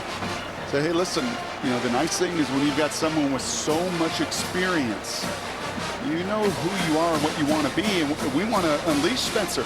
Let him. Last year they played the best complementary football of Mike Gundy's career. That's why they were 12-2, best season, everything else. They played to their defense. They are making a statement to the country on the opening night here on Thursday that we can play through our offense in 2022. So it's officially 29 seconds on the scoring drive. With that, I mean, this is a loud gong for the country, as you're saying here. And the reverberation, we'll see how long it goes. They play Arizona State in 9 days. But man, oh man, this is a sports car of an offense right now. Yep, it's an O-line that has just given him time. I mean, has he been hit? He kind of sacked himself on kind of one quasi-running play. He's juked everybody else out of their shoes. But even that one play, that was his decision to set up a second down. Yep, let the play another day.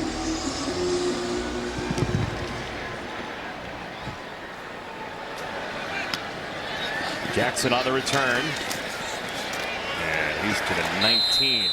Here's that last drive in 2 acts. It's pretty simple. The ultimate team game still comes down to one-on-one situations. Central Michigan leaves once again. The corner that time, Sturkey on an island, one-on-one, you get beat. Now we'll flip it over to the other side. We'll pick on Dante Kent. He's in a one-on-one, and a perfect throw with a touch like that, and receivers can go get it. Leads to this kind of just offensive explosion. 51 on the board. Now Richardson, who's been very efficient, has another completion to Joel Wilson, the tight end. That's his 4th catch already. 20 of 23 for 200 yards for Daniel Richardson. I mean, he's operating. He doesn't have the touchdown, doesn't have the explosive plays that Spencer nor the legs. But as far as seeing the field, getting the ball out, giving his guys a chance to do damage, it's awesome. Nickel rummaging for a first down, and frankly, you know, Oklahoma State's not going to go many games this year, you wouldn't imagine, without sacking the quarterback. He was not sacked, Richardson, in the first half. And many times the ball's just out of his hand. which is smart, which you knew coming in. You're not going to drop him back against this crew. Get the ball out, move the pocket, play action screens. Some crossing routes have been highly effective to Carrier. Richardson down the edge, and he's got it for McGoy, who did hold on. This is the same thing that you've seen the Cowboy receivers do, get on top of Corey Black. He loses, the corner does, right off the jump. Once you give that kind of body positioning to the receiver, and McGoy gets on top of you, you're dead.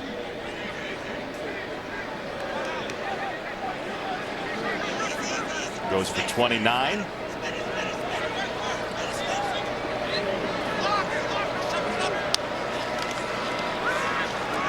Nichols, a little hesitation. A couple of yards worth for Nichols, who might have gotten a word from Brendan Evers. His 49th game on that defensive line. Paddle people in rhythm. You said you weren't going to call them that. That's their name. I call you Brock. I call them the paddle people. It's easy. Second down throw toward the sideline. Some hand fighting, and eventually this is caught. McGoy with a brilliant grab down to the ground.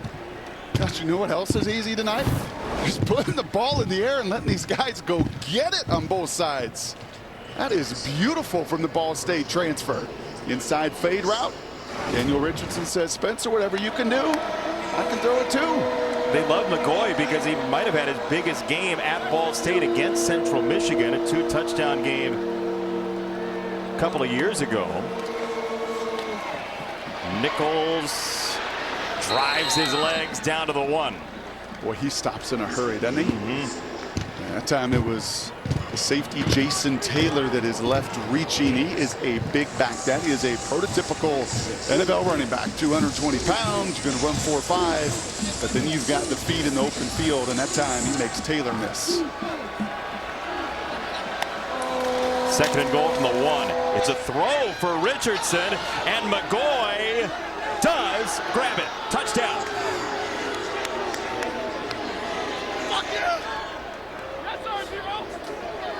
This is all going to be about, does he have possession? Tremendous concentration here from McGoy. That is just, I'm bigger than you, I'm stronger than you, and do I possess the ball? Bobbles it here. Does he repossess it, gain control? I think he does before body part goes out of bounds. Looked like it. Marshall Meter. Is defense allowed tonight? Brock, I don't know. We got 26 minutes to figure it out. We might get to 100 combined.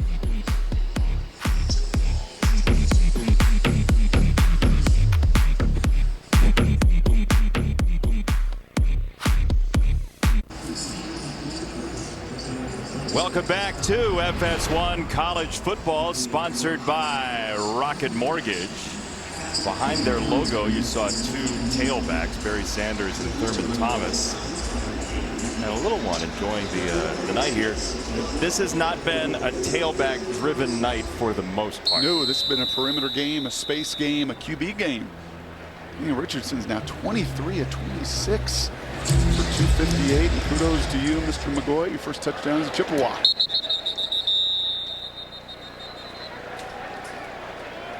Oklahoma State will have it from the 25. See if Spencer Sanders is done. He's got his helmet and he's putting it back on. Well, they know they can throw it. They know they've got a deep receiving core even without Jaden Gray tonight.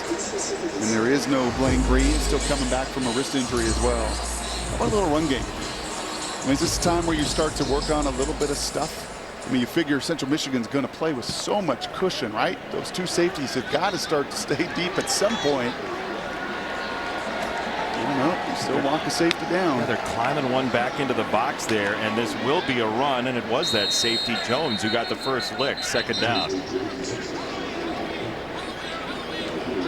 We do start to wonder here, do you Just start to work on a little stuff in the opener. Get a little bit of that run game. Feel a little bit of that push at the line of scrimmage.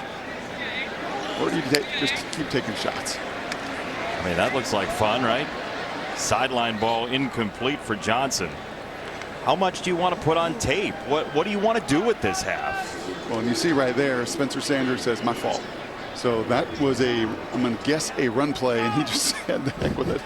I got a one-on-one, and I'm going to throw it because Braden didn't even turn around and look at how much do you want to put on tape? You put 4 years on tape with Spencer Sanders. Most importantly, what you want to do is continue to build the continuity and rhythm with some new pieces up front and your run game. Pocket collapsed a little bit. He slung it out wide, and this ball ends up coming loose out of the hands of Cassidy over the sideline and out of bounds. Nick Apsey jarred it free. Moretti came over as well, so it's fourth down. Completing pass followed by fumble backward out of bounds.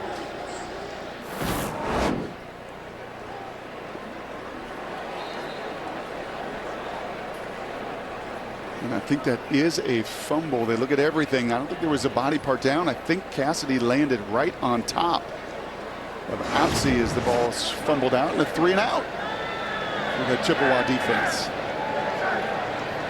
So Aussie punter Tom Hutt boots it away. And Williams, the fair catch. Central Michigan gets it back. Beautiful night here in Stillwater. If you like touchdowns. Historically great defense last year for Oklahoma State. The rush yards per game is their best since they became Oklahoma State. They were Oklahoma A&M until 1957. That was 17 years prior. 57 sacks tied with Alabama. Yeah, that's the one that's going to be hard for Derek Mason. As you've seen tonight, you put that kind of effort on tape, opponents are going to react, get the ball out of their hand. And for Derek Mason tonight, I think it makes bad. He challenges corners. They've been beat some one-on-one, but nearly 350 yards of offense tonight for Central Michigan. And we're just midway through the third. Here comes the defense. They do, on cue, get their first sack. Colin Oliver, the freshman phenom from last year. Yeah, and he uses something a little different. Last year, it was all speed. Those 11.5, most of them, he's just getting to the quarterback. That's weight room. That is just bull rush and power and effort to get through the redshirt freshman tackle, and you can just see it, man. That body, that's body by glass right there, the strength coach. Svelte. It's a strength coach that just added on to his tenure here with a new contract before the season. And a guy that Mike Gundy really appreciates and thinks is maybe the centerpiece of this program. Well, Mike Gundy has said about Rob Glass, he's the most important guy in this program. There he is right there, and you can always tell strength coaches, they get that shirt tucked in. So sweatshirts, polos, long sleeve shirts, it is tucked in. It's an easy find on the sideline. Third down 14, here to come again, and this is a diving pick for Kendall Daniels.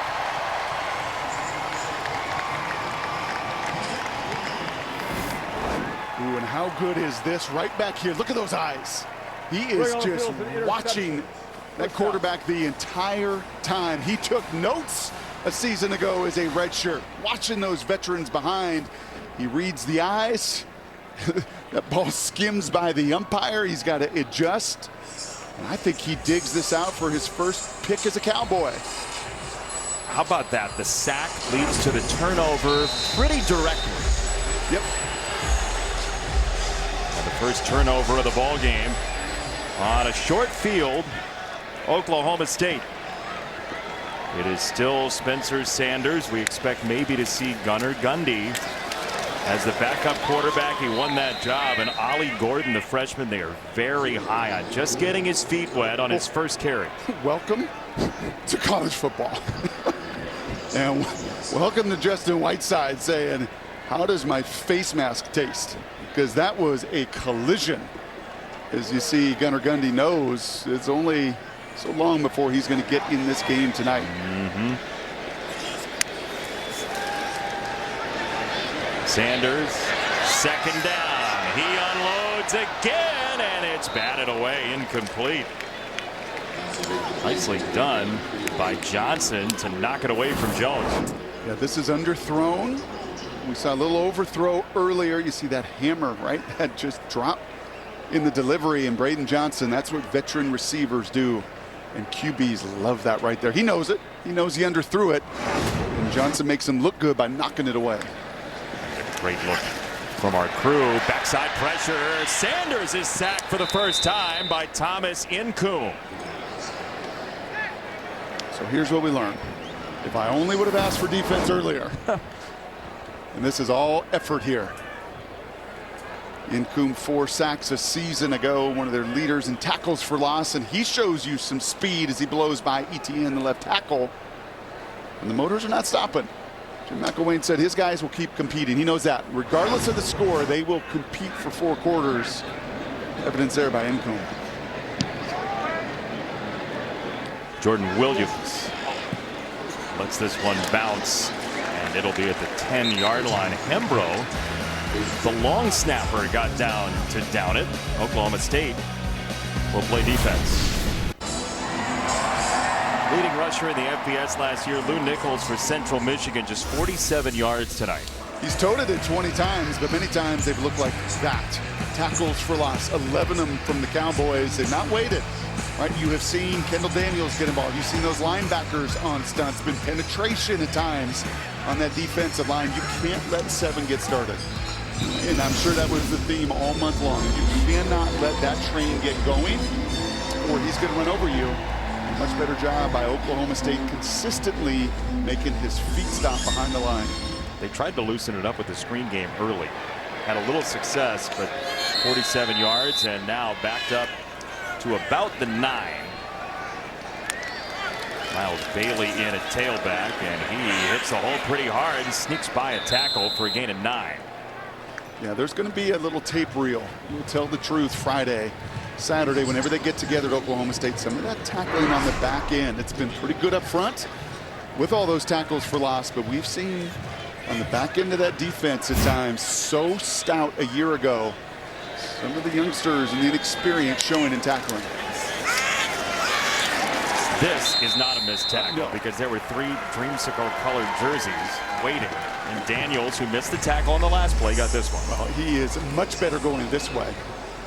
What was he, Wild Thing? He was Wild Thing, Rick Wild Vaughn. Thing. Yeah, here he comes. He's Wild Thing right off the edge. And don't let him hesitate. Don't make him think too much. Let him just go. And you know in a couple years, he's 6'4", 205 right now. Look at my glass, about 220 in a few years. So frightening. That is a scary thought, huh? 3rd down run. The toss. Oh, boy. Carnage. Benson got in there along with Muhammad. And Colin Oliver on the edge, right? Last year, just the speed guy. Can't do that. You got to keep growing and developing. He makes this, right? He sets the edge right there first. His strength to go right through that. See that? He gets out on the edge, and then the play's done. Slow down. You let your corner, you let your linebackers, you let everybody else feast. He pivoted 3 times looking for an official to say he got held. I think he had a fair question. He couldn't find anybody to ask for a flag, and he still made the play anyway, eventually allowing his defense to get there. Richardson back to receive. And fair catch. Back inside the 35. 12 wins last year, 16 straight winning seasons. They don't typically lose openers, and it doesn't look like they're going to tonight. Question is, how many points?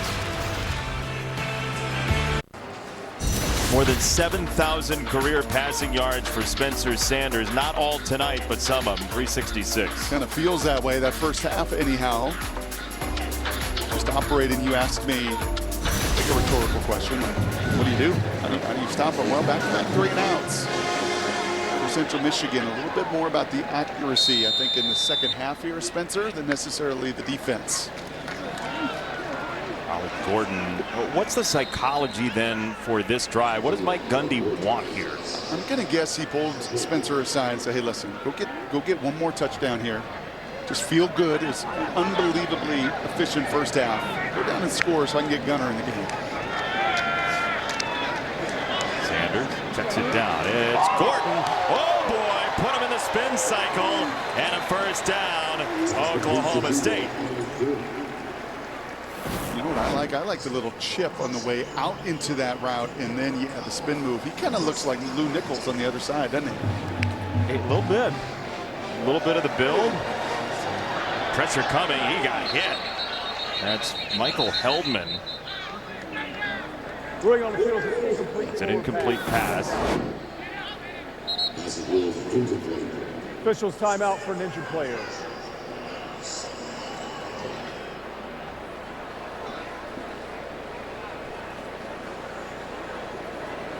There's an injured Central Michigan player down on the field.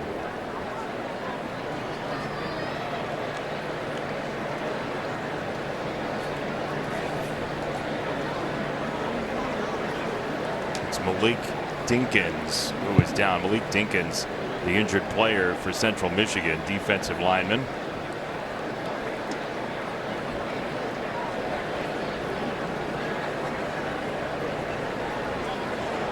It was the rare situation where we saw Spencer Sanders see pressure. Yeah.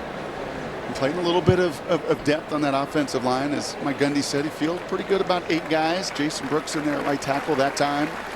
Back up to the starter, Springfield. So you're seeing some of the O-line mixed in a little bit. And you are seeing a relentless effort here from Central Michigan defensively. Very easy in a game like this, Jason, to just say, we got no answers. I mean, we can't do anything. Can't defend them, can't tackle them. Rob Akey, the D coordinator, Jim McElwain, the head coach, said that's not what we're about. It's not what he's ever been about, anywhere he's ever been. They're pretty tough kids that play hard. As you see Dinkins coming off of the field, lower leg injury, and they have not.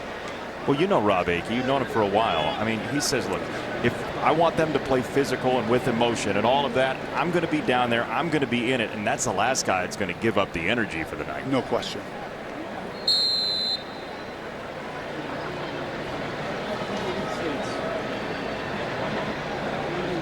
Second down.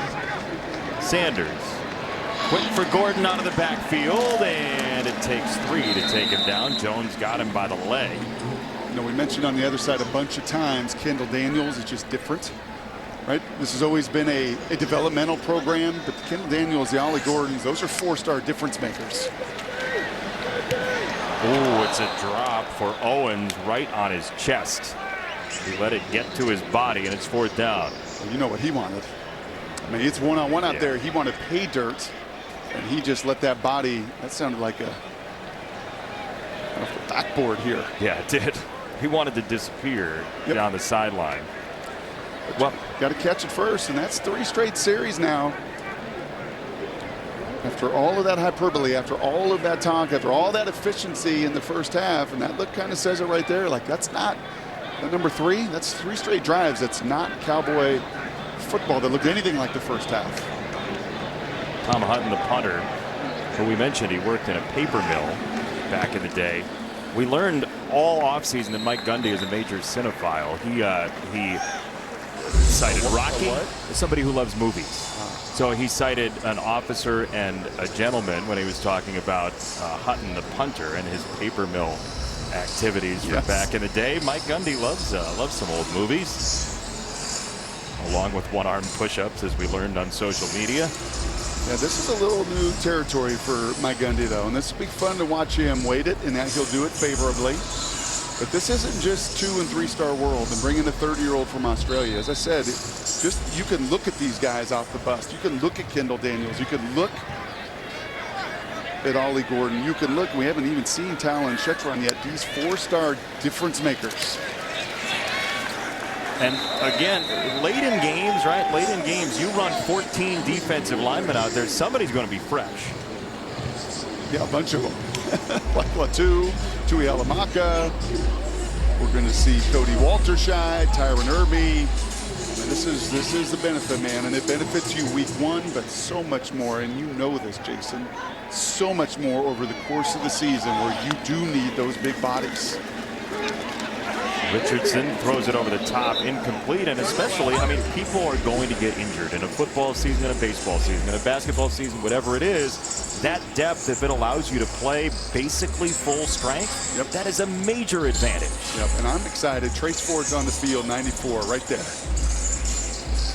I mean, 2 years ago, he was the guy. He was the Colin Oliver. He was the, oh my gosh, he's going to shatter records. And then 2 ACL injuries later, he's now finding his footing. And if he comes back with that kind of ferocity off the edge, as he gets confidence, look out.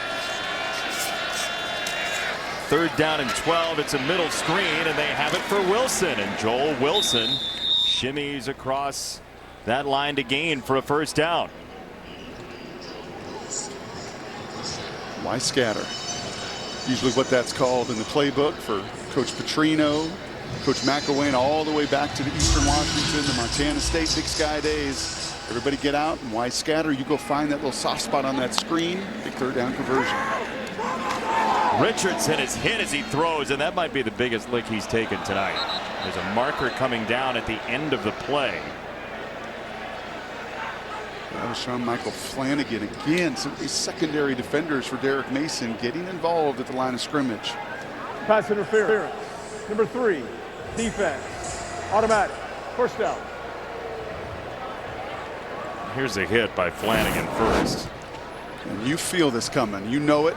You got a one-on-one out there for a reason, because you're going to take that lick. That's Cam Smith on the outside with the hug here. Once again, just turn the other way, young man. Turn that head back to the quarterback and give yourself a chance to not see that yellow penalty flag.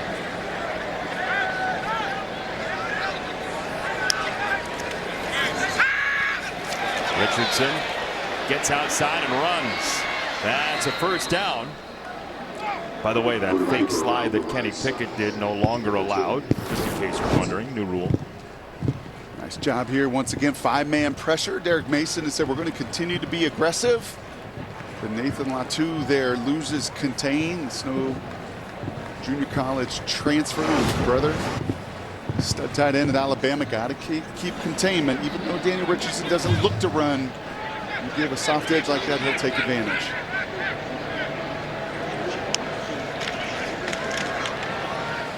First down throw to the sideline. It's Dixon once again. These Chippewas are going to score some points in MAC football this year. They did a season ago, about 7.5 wins projected for them this season. They're going to be right in the fight as they were last year. It's Daniel Richardson. He can spin it. They were 2nd in the MAC last year, 33 points a game, 2nd in passing offense as well. And this is a run for Nichols, and it's 3rd down and a couple. And in the MAC, you know what you don't see? What's that? You don't see all these D linemen. Lou Nichols isn't going to see Brock Martin, Evers, Ossie, Lacey, Ford, Drew Alamanca, Oliver, Latu, and on and on and on with waves at the strength of this group. Trace Ford right there. A difficult night for the nation's leading returner. 22 carries, just 46 yards. This front has a lot to do with it. This crowd's still live. 3rd down and 3. Short set and incomplete. Pass was low. DeMarco Jones was on carrier. That's good stuff right here. Again, just a bigger receiver. We've seen a bunch of one-on-ones, a bunch of fade routes. Giving up size, you better get your hands on the receiver as Jones, redshirt junior, does there. But much more importantly, rip at the reception point to force 4th down. 4th and 3.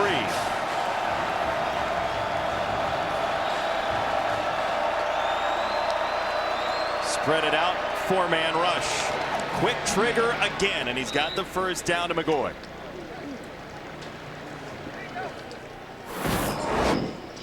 Ooh, and this is close. Watch this right here. Right, little out route. You got outside help there at corner as well. Muhammad, I guarantee you by the end of the year in that coverage, he's going to be a tick faster. He's going to see that out route on 4th and 3 and jump it. He doesn't. And once again, a perfectly thrown ball on time moves the sticks. Left Harper with McGoy. 1.5 minutes to go, 3rd quarter. Richardson, a laser, and that is incomplete, and a marker is in on Thomas Harper, the younger brother of Devin. You know what this is called? This is called a turn of the receiver. Watch Harper grab around the waist, and once they turn. There are 2 fouls on the play, 1 by each team. Pass interference, defense number 13. Ineligible player downfield, number 17, offense. The foul's offset. First down. That's Hogan, the receiver, who was ineligible as he lined up. On the ball.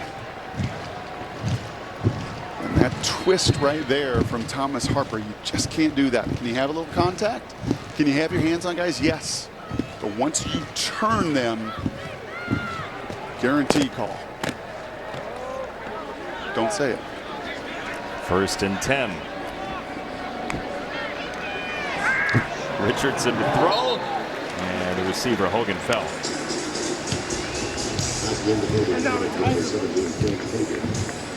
Just taking a couple of hits here. Kind of like this from Derek Mason. He is not held back. That time the linebacker, it's been the safeties very active in the rush. Mason Cobb that time. He's just introducing himself. See right there? How are you? Let me help you out. Is that what that was? Uh-huh. Welcome to Silmar. Would you like a snack? 2nd down. Richardson had nowhere to go except down in the arms of Lacey.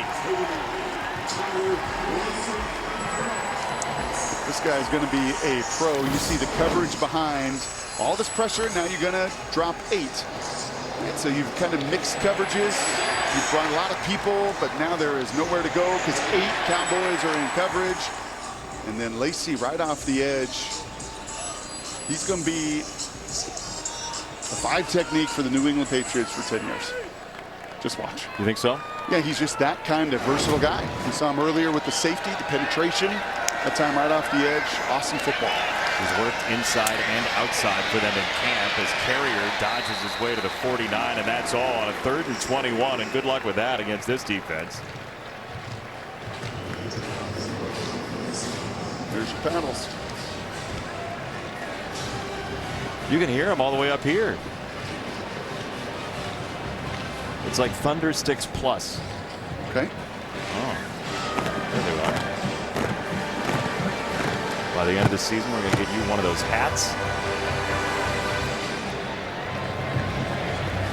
We should do it for the 3rd quarter.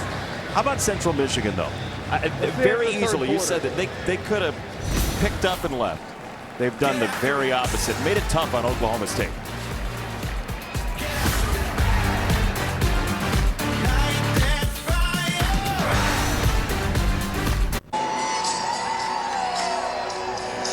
Welcome back to FS1 College Football, sponsored by Rocket Mortgage.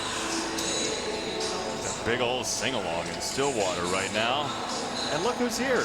The newest member of the Pittsburgh Steelers, Jalen Warren, who is from Utah, but he's adopted the Pittsburgh Pirates as well. He got a Pirates hat, and congratulations to him making that team, by the way. Was he singing some Garth there? I mean, everybody here was. Truly everybody. Elzinga to punt. Richardson, the fair catch. Let's see what quarterback comes out here for Oklahoma State. Spencer Sanders has his helmet on still. Yep. His head coach, I guess, was not satisfied with the last couple of drives. They rattled off 6 straight drives that ended in a touchdown, but Central Michigan has quieted that. And it's been more, I think, of Oklahoma State's doing, frankly, and that's why you're still out here. Been a little bit of inefficiency. Andrew threw a deep ball. You had a drop there. Rashad Owens right off his chest. Want to see that efficient. You want to end on a good note. Sanders on the roll. He's hemmed in and decides that discretion is the better part of valor.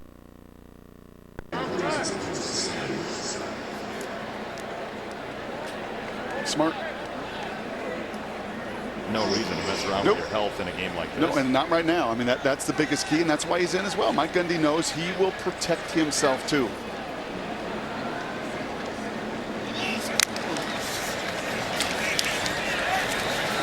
out of the pocket again.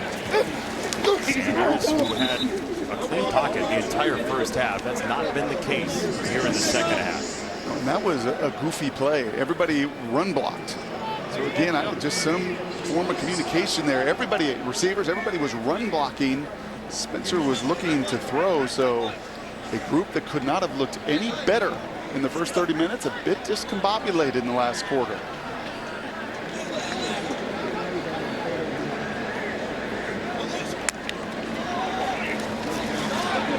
Sanders short of the line to gain to the sideline, and so a 3 and out as Richardson makes the catch.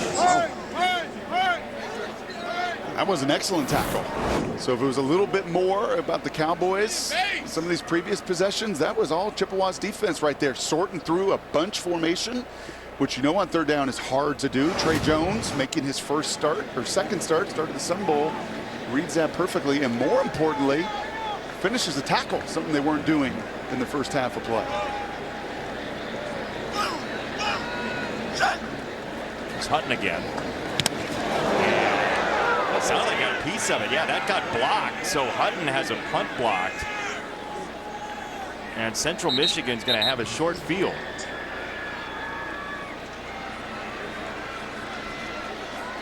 So the punt block there was Dakota Cochran, the freshman linebacker. Piece of it, and Central Michigan continues to frustrate Oklahoma State.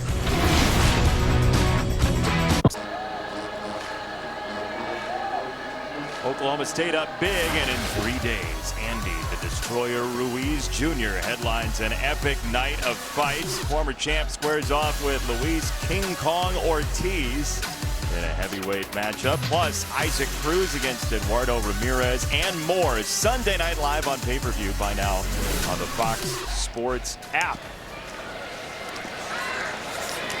Richardson back to the air, got a connection to Dixon. And Central Michigan continues to cook. Boy,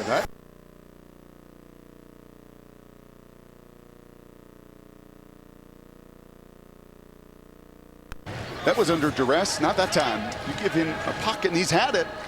You can't do it better than that. Quick set again, and this was a little bit too much. Gummed up the works. McGoy couldn't make the play, second down. No, but I love the call. Once again, just continuing to be aggressive here. And Oklahoma State's going to commit to this one-on-one coverage, right? The snap before zone, he beat it. Come back, bring some pressure, man-to-man. The slant route was there. Just a rare miss tonight. Second down, enough time. Richardson, the lob for the touchdown.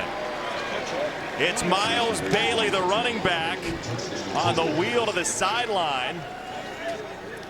And it's 51-28. We have seen this, as have the youngsters here at Oklahoma State. Some of this coverage, that's now over 400 yards of offense for the Chippewas. And once again, it's communication. Is it man? Is it zone? Do I go with that wheel route? Do I go with the crossing route? Daniel Richardson, 29 of 38, 324, 3 touchdowns on the night. The one pick by Daniels. That's Carrier in motion on the two-point conversion, and it's on his hands and incomplete. It was Carrier. He couldn't haul it in. 51-28. Well, tension here in Stillwater. Bailey to the end zone.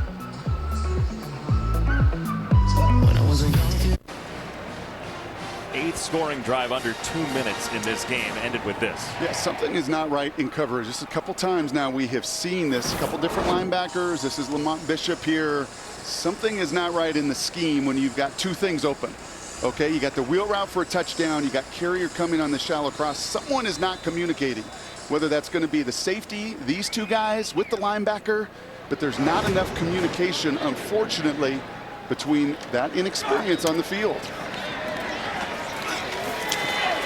Nixon on the return, busting through to the 29. I mean, this is going to be teaching tape. This is going to be teaching tape for Derek Mason because there's guys open. In zone coverage. Are we carrying routes? Are we not carrying routes? And there's going to be a little tape here as we still see Spencer Sanders of guys you can't just coast. As easy as it was in that first half, this is college football. These are guys on the other side that are competitive, and if you don't do your job, if you don't know it's a run or pass, you don't catch it right off your chest, 3 and outs ensue. And now this is almost for protective behavior here with a flag down. They go to the sideline for Green. This is a 3-score game. This is preventative from Mike Gundy. It is. Offside. Number 9, defense. Penalties decline. First down. You don't like to see that. Right? There's no Jaden Bray tonight. There's Braden Johnson limping off after the catch. Do not want to see that here in the 4th quarter either. Sanders to the edge, and this is incomplete. Well, one official said incomplete, one said intercepted over on the sideline. It's Davis on the edge.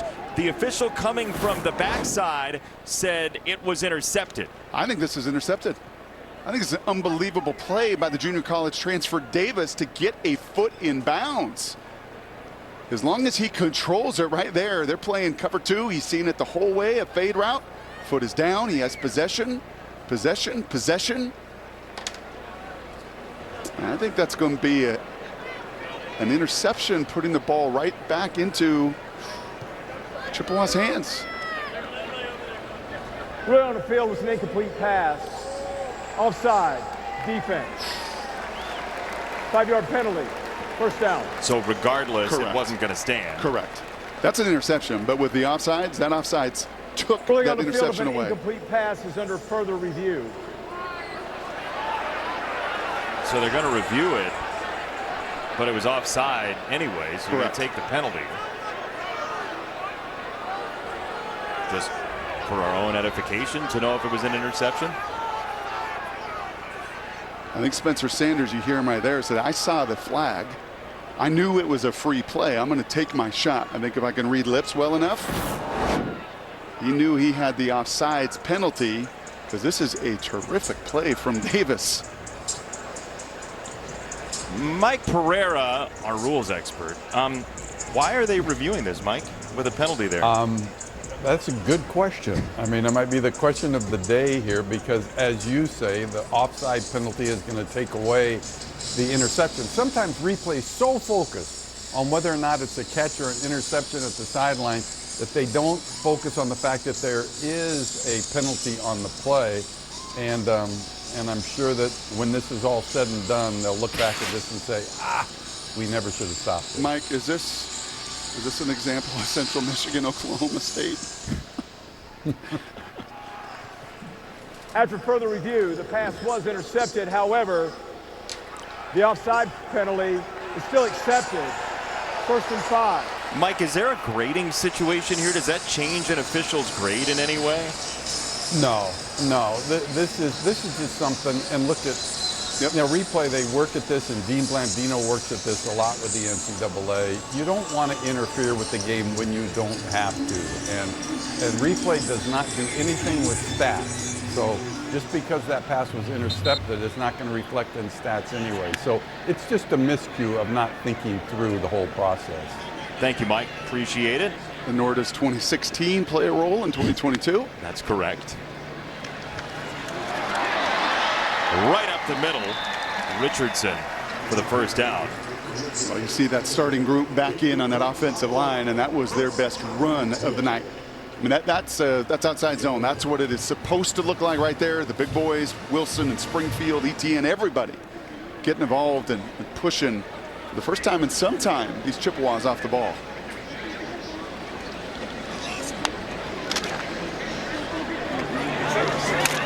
To the outside, Presley, and that is Braylon Presley, Brennan's brother. There are a couple sets of brothers on this team, and there's one of them in play here. And he got a big round of applause for that catch from the home crowd.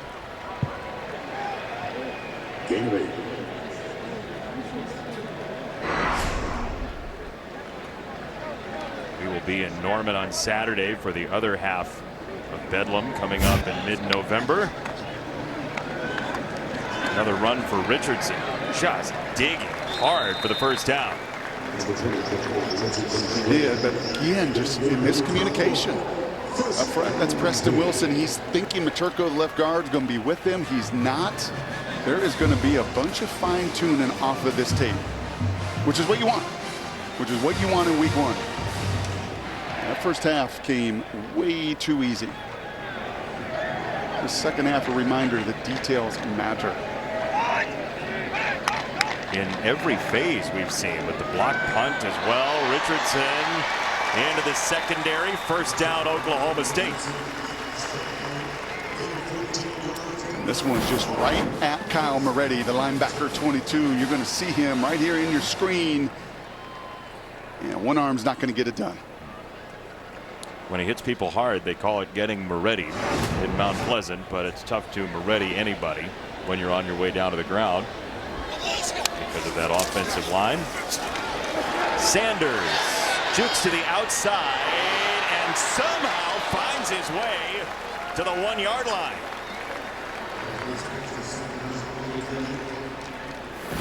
He is strong, isn't he? I mean, we've seen the elusiveness and the quickness just like that as he sets up Ronald Kent to get outside. Running through a tackle, running through a tackle.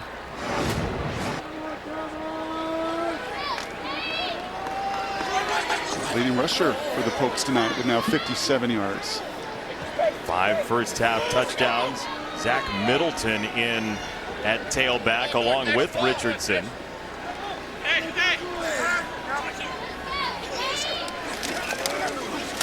It's Middleton toward the goal line, and he is in. Touchdown, Oklahoma State.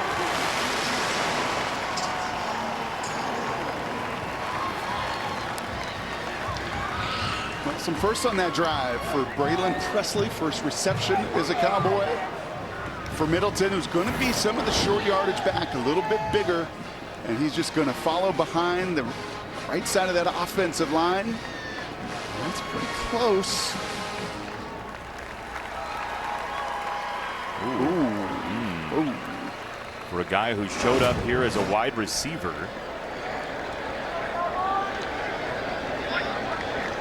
He does end up with a rushing touchdown here tonight. Oklahoma State, an efficient drive for the first time in a while, ending with a Middleton touchdown and a hoisting.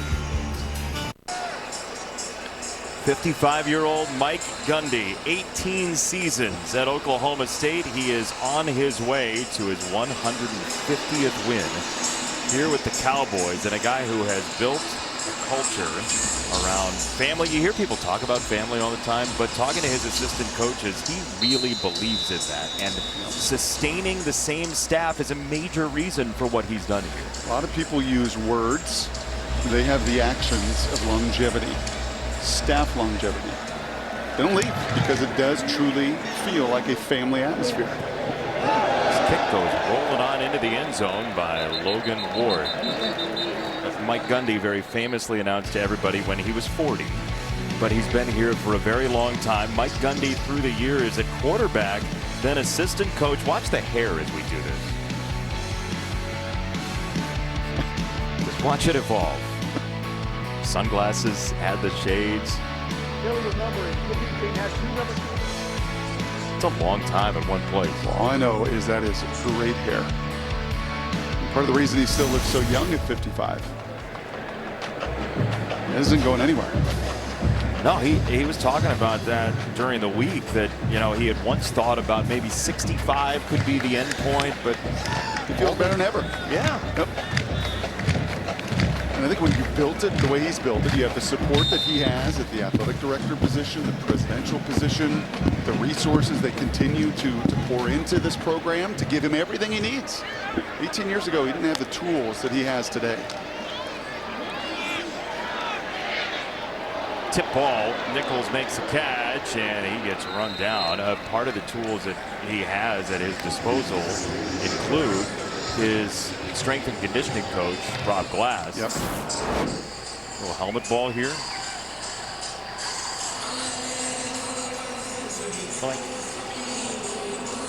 There are times that would have been an illegal touch. That rule has changed this year. That was an unintentional touch. Just went off the helmet, so it is a legal complete pass. As that's McGoy for the first down. Yeah, and it's not lip service. He doesn't ever say anything just to say something. And when Mike Gundy says to us very clearly, that man right there, Rob Glass, is the most important person in the program, I believe him. I believe him. He's replaced coordinators and position coaches, but not that guy. 18 years as a strength and conditioning coach. He sets the tone. He molds the clay that then they can coach.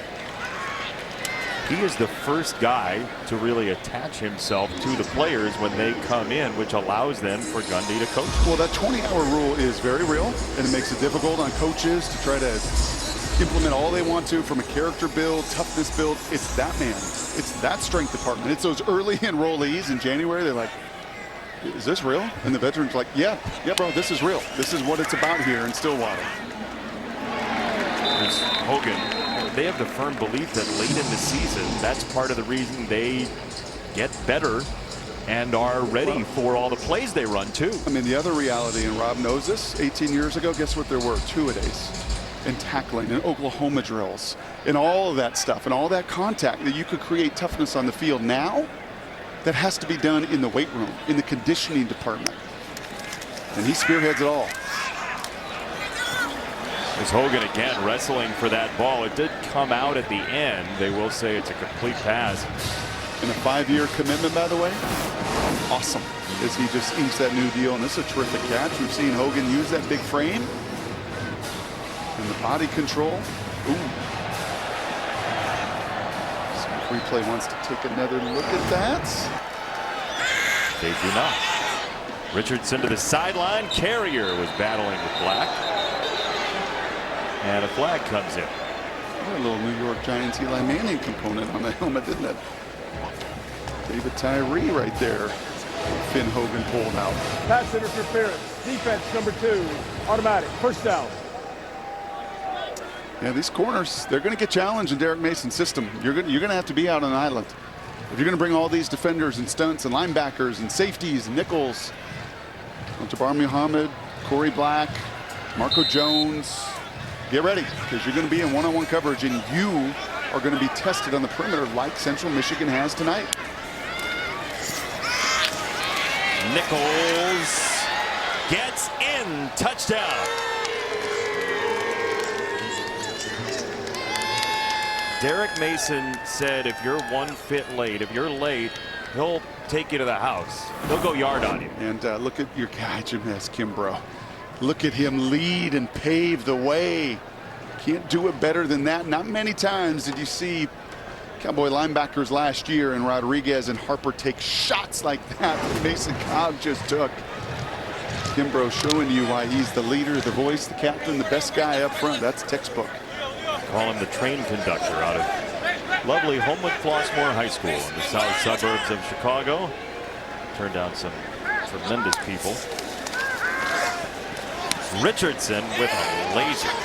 I mean, a laser onto Carrier.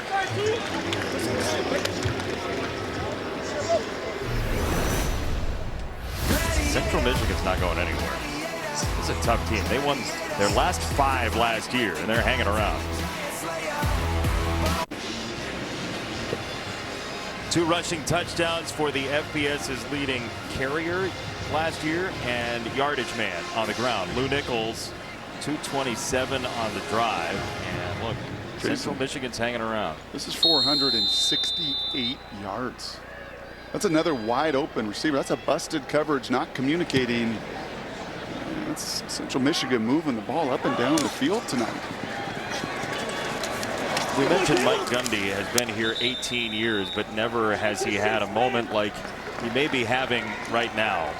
Spencer Sanders is done for the night.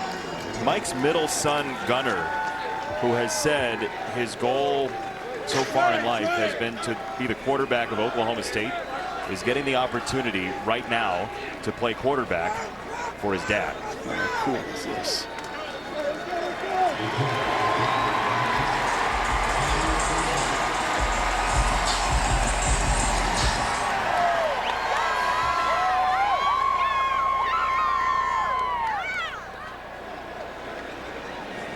Gunnar Gundy, who used to stand behind his dad and ask questions of his dad all the time, knows exactly what he's doing. He gets outside on his first carry playing for his father. It's a gain of 5. Here are the Gundys through the years, and what an awesome moment this is, and a very proud dad.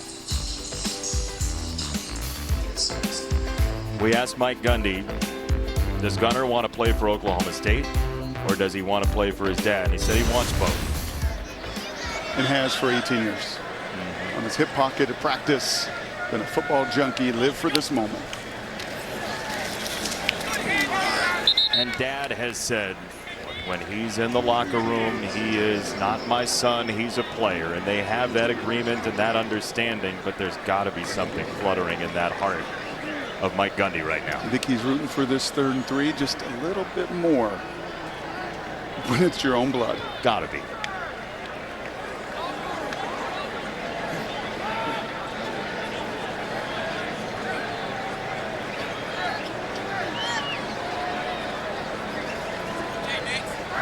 Third and 3.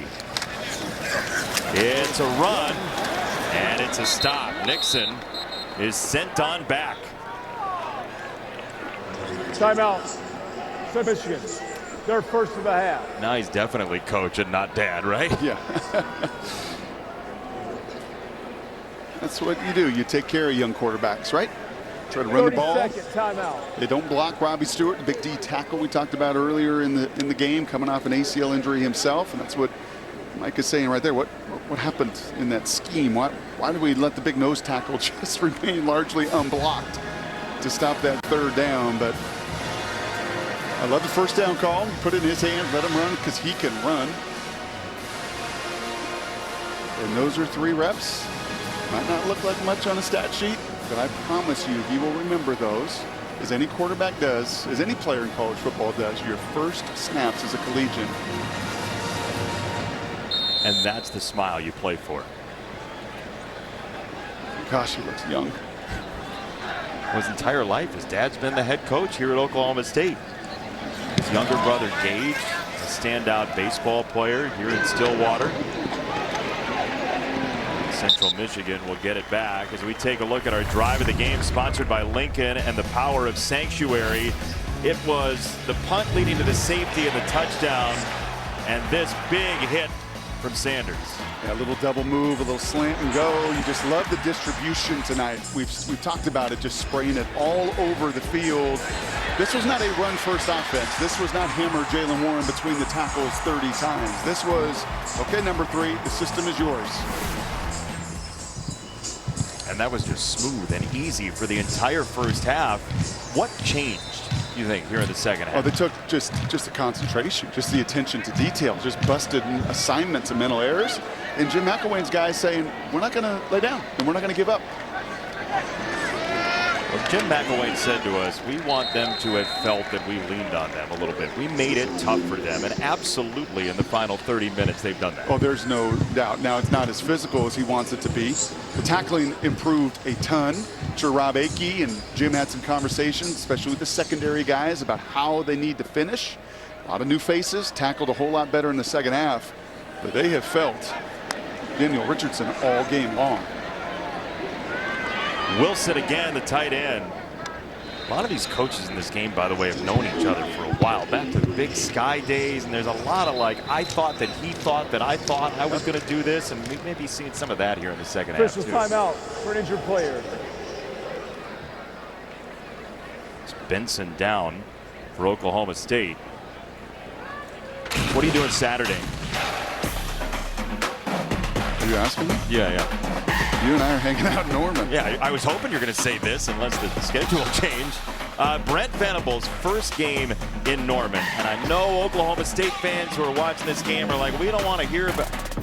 It's an important moment, not only for Oklahoma, but for this rivalry as well. And you know Boomer Sooner is watching it tonight, wondering about Derek Mason, just like Cowboy fans are going to wonder about Dylan Gabriel and Brent Venables. And how much different does it look with a defensive-minded head coach instead of Lincoln Riley running the show there?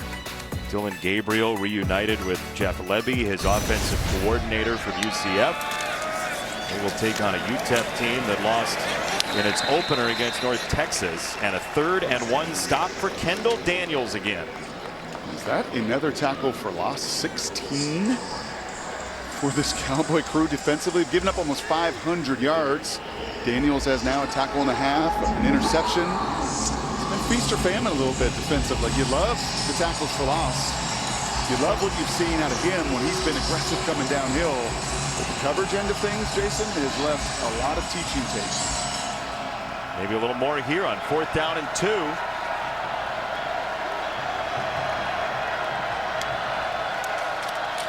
It's a run, and it's Nichols changing direction for a 1st down.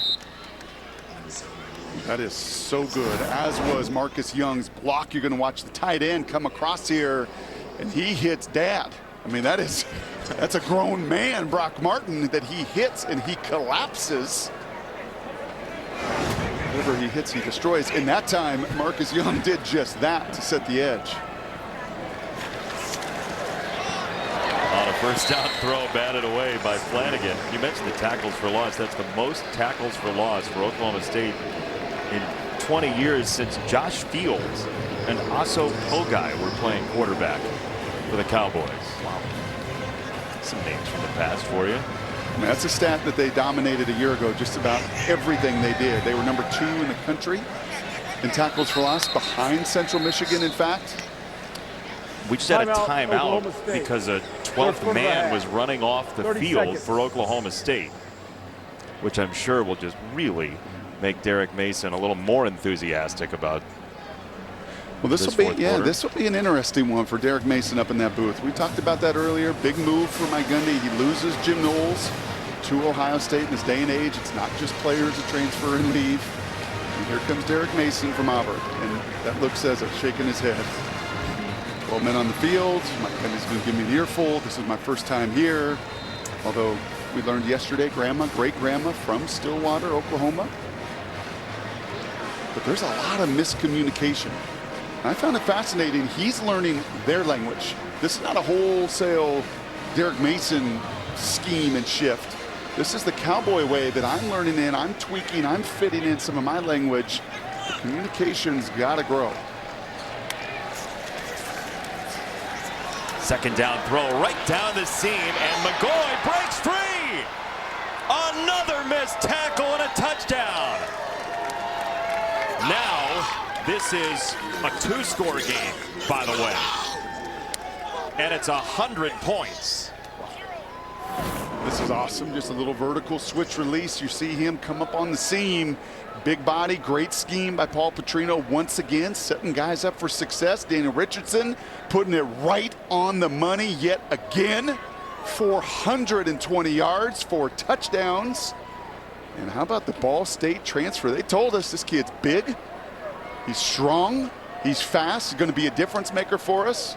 2 touchdowns tonight, he certainly is. He doesn't like to stop, he likes to go, and he just did right there. 2-point conversion. Richardson has it. Easy. Wilson.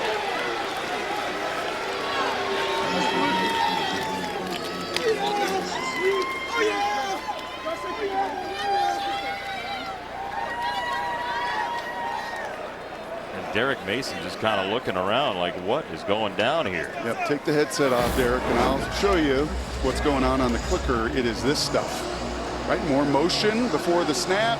Or not even set. What are we doing? Oh, you know what? We're not going to cover this guy. And we're going to let him just run right by. And that's got to be the 5th, 6th, 7th time tonight we have seen wide open for Daniel Richardson. He's like, serve it up. You're serving me layups. Yeah, he knows where to take it. Look, I know you're not in their communication, but with these being similar type plays, what does that say to you might be going on? That says to me the back end of that defense is green. That back end of the defense right now, Jim McElwain and crew is taking advantage of, and there's not a voice where there had been in the past. Because you're going to see an onside kick here in a game that has gotten very interesting.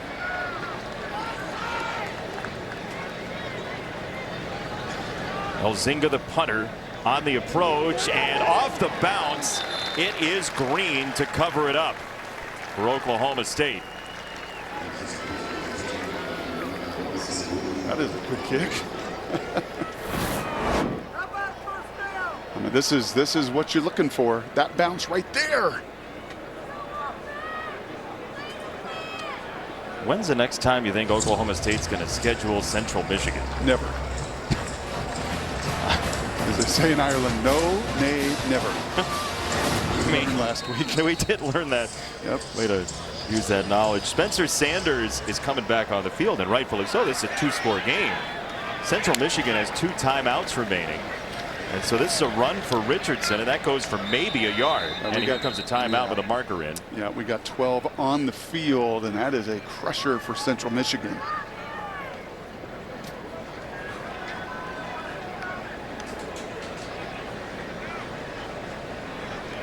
The defense was not awarded a chance to match the offensive substitution. We will reset the ball, 1st and 10. So no down. Jim McElwain would like time to be added to the clock, but this is. So the offense substituted. And that, Please reset the clock to 3 minutes, 14 seconds. Mike doesn't like it because mechanically the referee is supposed to then stand over the ball and allow the defense to substitute. Just some of those first game mechanics, he's going, no. Nope, I'm not even thinking about 2016 right now. I'm not doing it. It's coming off a kick, too. Yep. And movement at the line, and now the question is that going to be against Springfield or is it going to be against Central Michigan? I think Michael Heldman is in this neutral zone right in front of the right tackle, Springfield. You think he got into the neutral zone? Full start. Number 61. No. Offense. 5-yard penalty. 1st down. Tremendous job on the quiz. You're welcome. Look, Central Michigan won on an untimed down that they shouldn't have had. Okay, now Mike Gundy is questioning the substitution stuff. He said during the lead up to this week that game he felt like he was going to go and lie on the field in protest and frustration. He just wants to put this thing away, thank you very much. And Sanders slides to a stop. Central Michigan has 2 timeouts to burn. It took a couple seconds there, and here it comes. So timeout. Central that's Michigan. A lot of touchdowns. Their 2nd of the half. And they hope it's 30-second enough. timeout. It's the most Please reset the clock to passing 3:07. touchdown and rushing touchdown combined for each in 10 years. Thank you. Reset the clock to add 2 seconds. I mean, you remember the old Big 12, right? Just a few years ago where this was commonplace. But these were the games. These were the shootouts. In the last 4 years, these Cowboys have built something defensively that don't look anything like this. I mean, Notre Dame 551 in the Fiesta Bowl. Remember that. Oklahoma, though, in the regular season, 441 in the regular season, the most they've given up. And first half to second half for that man right there, defensive coordinator Rob Aching, encouraging as they push into the MAC play, encouraging as they'll go to Happy Valley, encouraging that they got better, they pivoted, and really improved in this second half. 2 home games coming up. They'll play South Alabama and Bucknell. They're at Penn State, as you mentioned, on the 24th of September. 1 timeout left for the Chippewas from Mount Pleasant. This was a 51-15 game. Sanders hopping for nothing. Now, this is a stadium that left. And this is a stadium that looked at Jim McElwain's Chippewas and said, I've seen enough. This is not a competitive environment. There is no way to slow down these Cowboys and Spencer Sanders. And all of a sudden, look at it. All of a sudden, if you're home watching this right now because you left, you're getting a little nervous. Because you can't stop Central Michigan. And Mike Gundy knows it. They're right now, Central Michigan and their offense is largely doing to them what Spencer did to Jim McElwain's crew in the first half. They're left with a 3rd down and 15. And it's a run to see if they can expire that timeout compliment for Central Michigan, and they will. That's the final timeout for the Chippewas. Timeout. Who was your college roommate? Their 3rd and final of the half. Jeff Johnson. Do you like him? Jeff, firefighter down in Arizona, linebacker, absolutely. Jim McElwain's roommate was Colin Cowherd. What do you think that relationship was like? Well, he told us. He told us Colin was in the gym hooping. Colin had every impersonation known to mankind. He said they'd watch games and Colin would do all the voices. Awesome. Up there at the Red Inferno in Cheney, Washington, the Eastern, where he slung it around, where Derek Mason had some background trying to defend those Eastern Washington Eagles when he was at Northern Arizona, learning the ropes. You said it earlier, all these coaches go back in time and look at their resumes and where they have been. They've usually crossed paths somewhere. Pistol Pete, by the way, was clean shaven when this game started.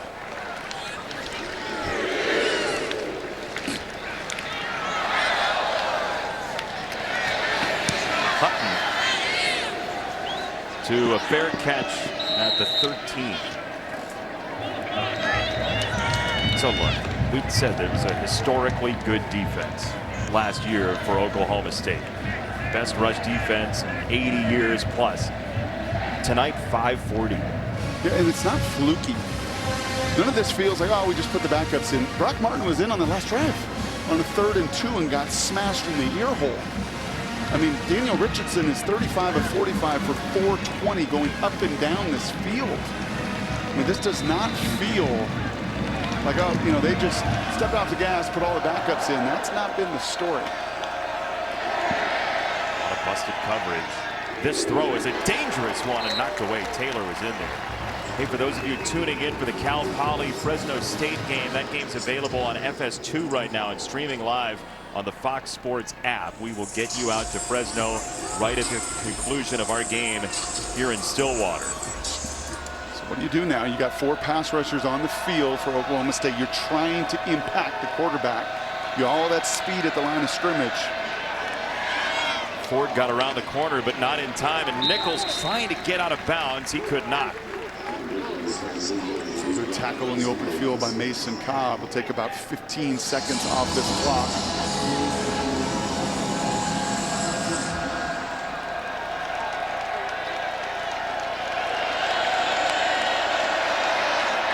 Third and 5. Richardson sideline, and Carrier had a crack at that. Sure did.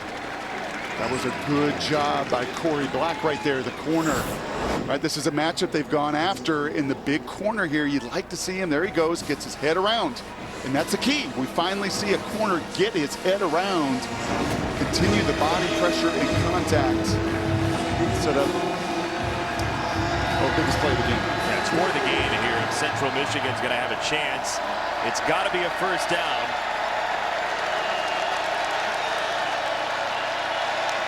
On 4th and 5, Richardson. No.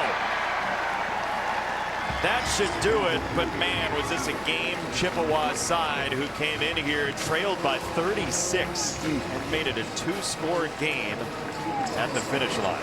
Yeah, Jim wants a penalty on either of those. He doesn't like it. I don't see it. He is fired up, and he is not going to stop coaching. You tell me. Enough contact here on the inside little slant route. Yeah, he's got his hands all over him.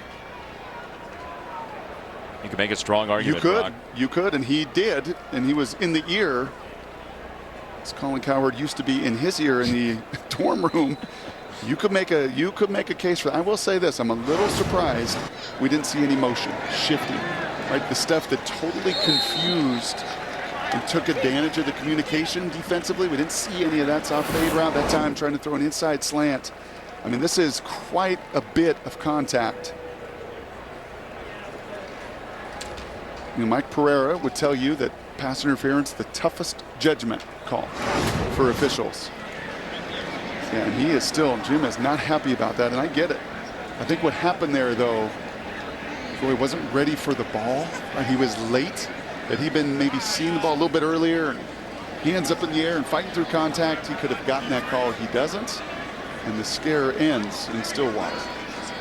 At 58-44.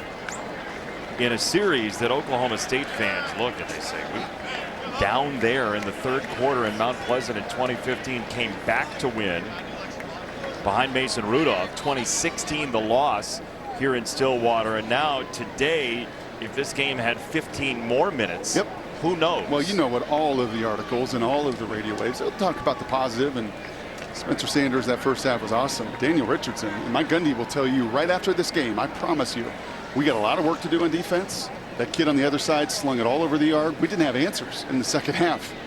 Thankfully, they ran out of time because they got us on our heels. 102 points in the 150th win for Mike Gundy at Oklahoma State, his alma mater. He is not likely satisfied, but he got the victory. 58-44. We get you out to Eric Collins, Devin Gardner in Fresno, Cal Poly, Fresno State. He's Brock Hewitt. I'm Jason Benetti. So long from Stillwater. Is making his first collegiate start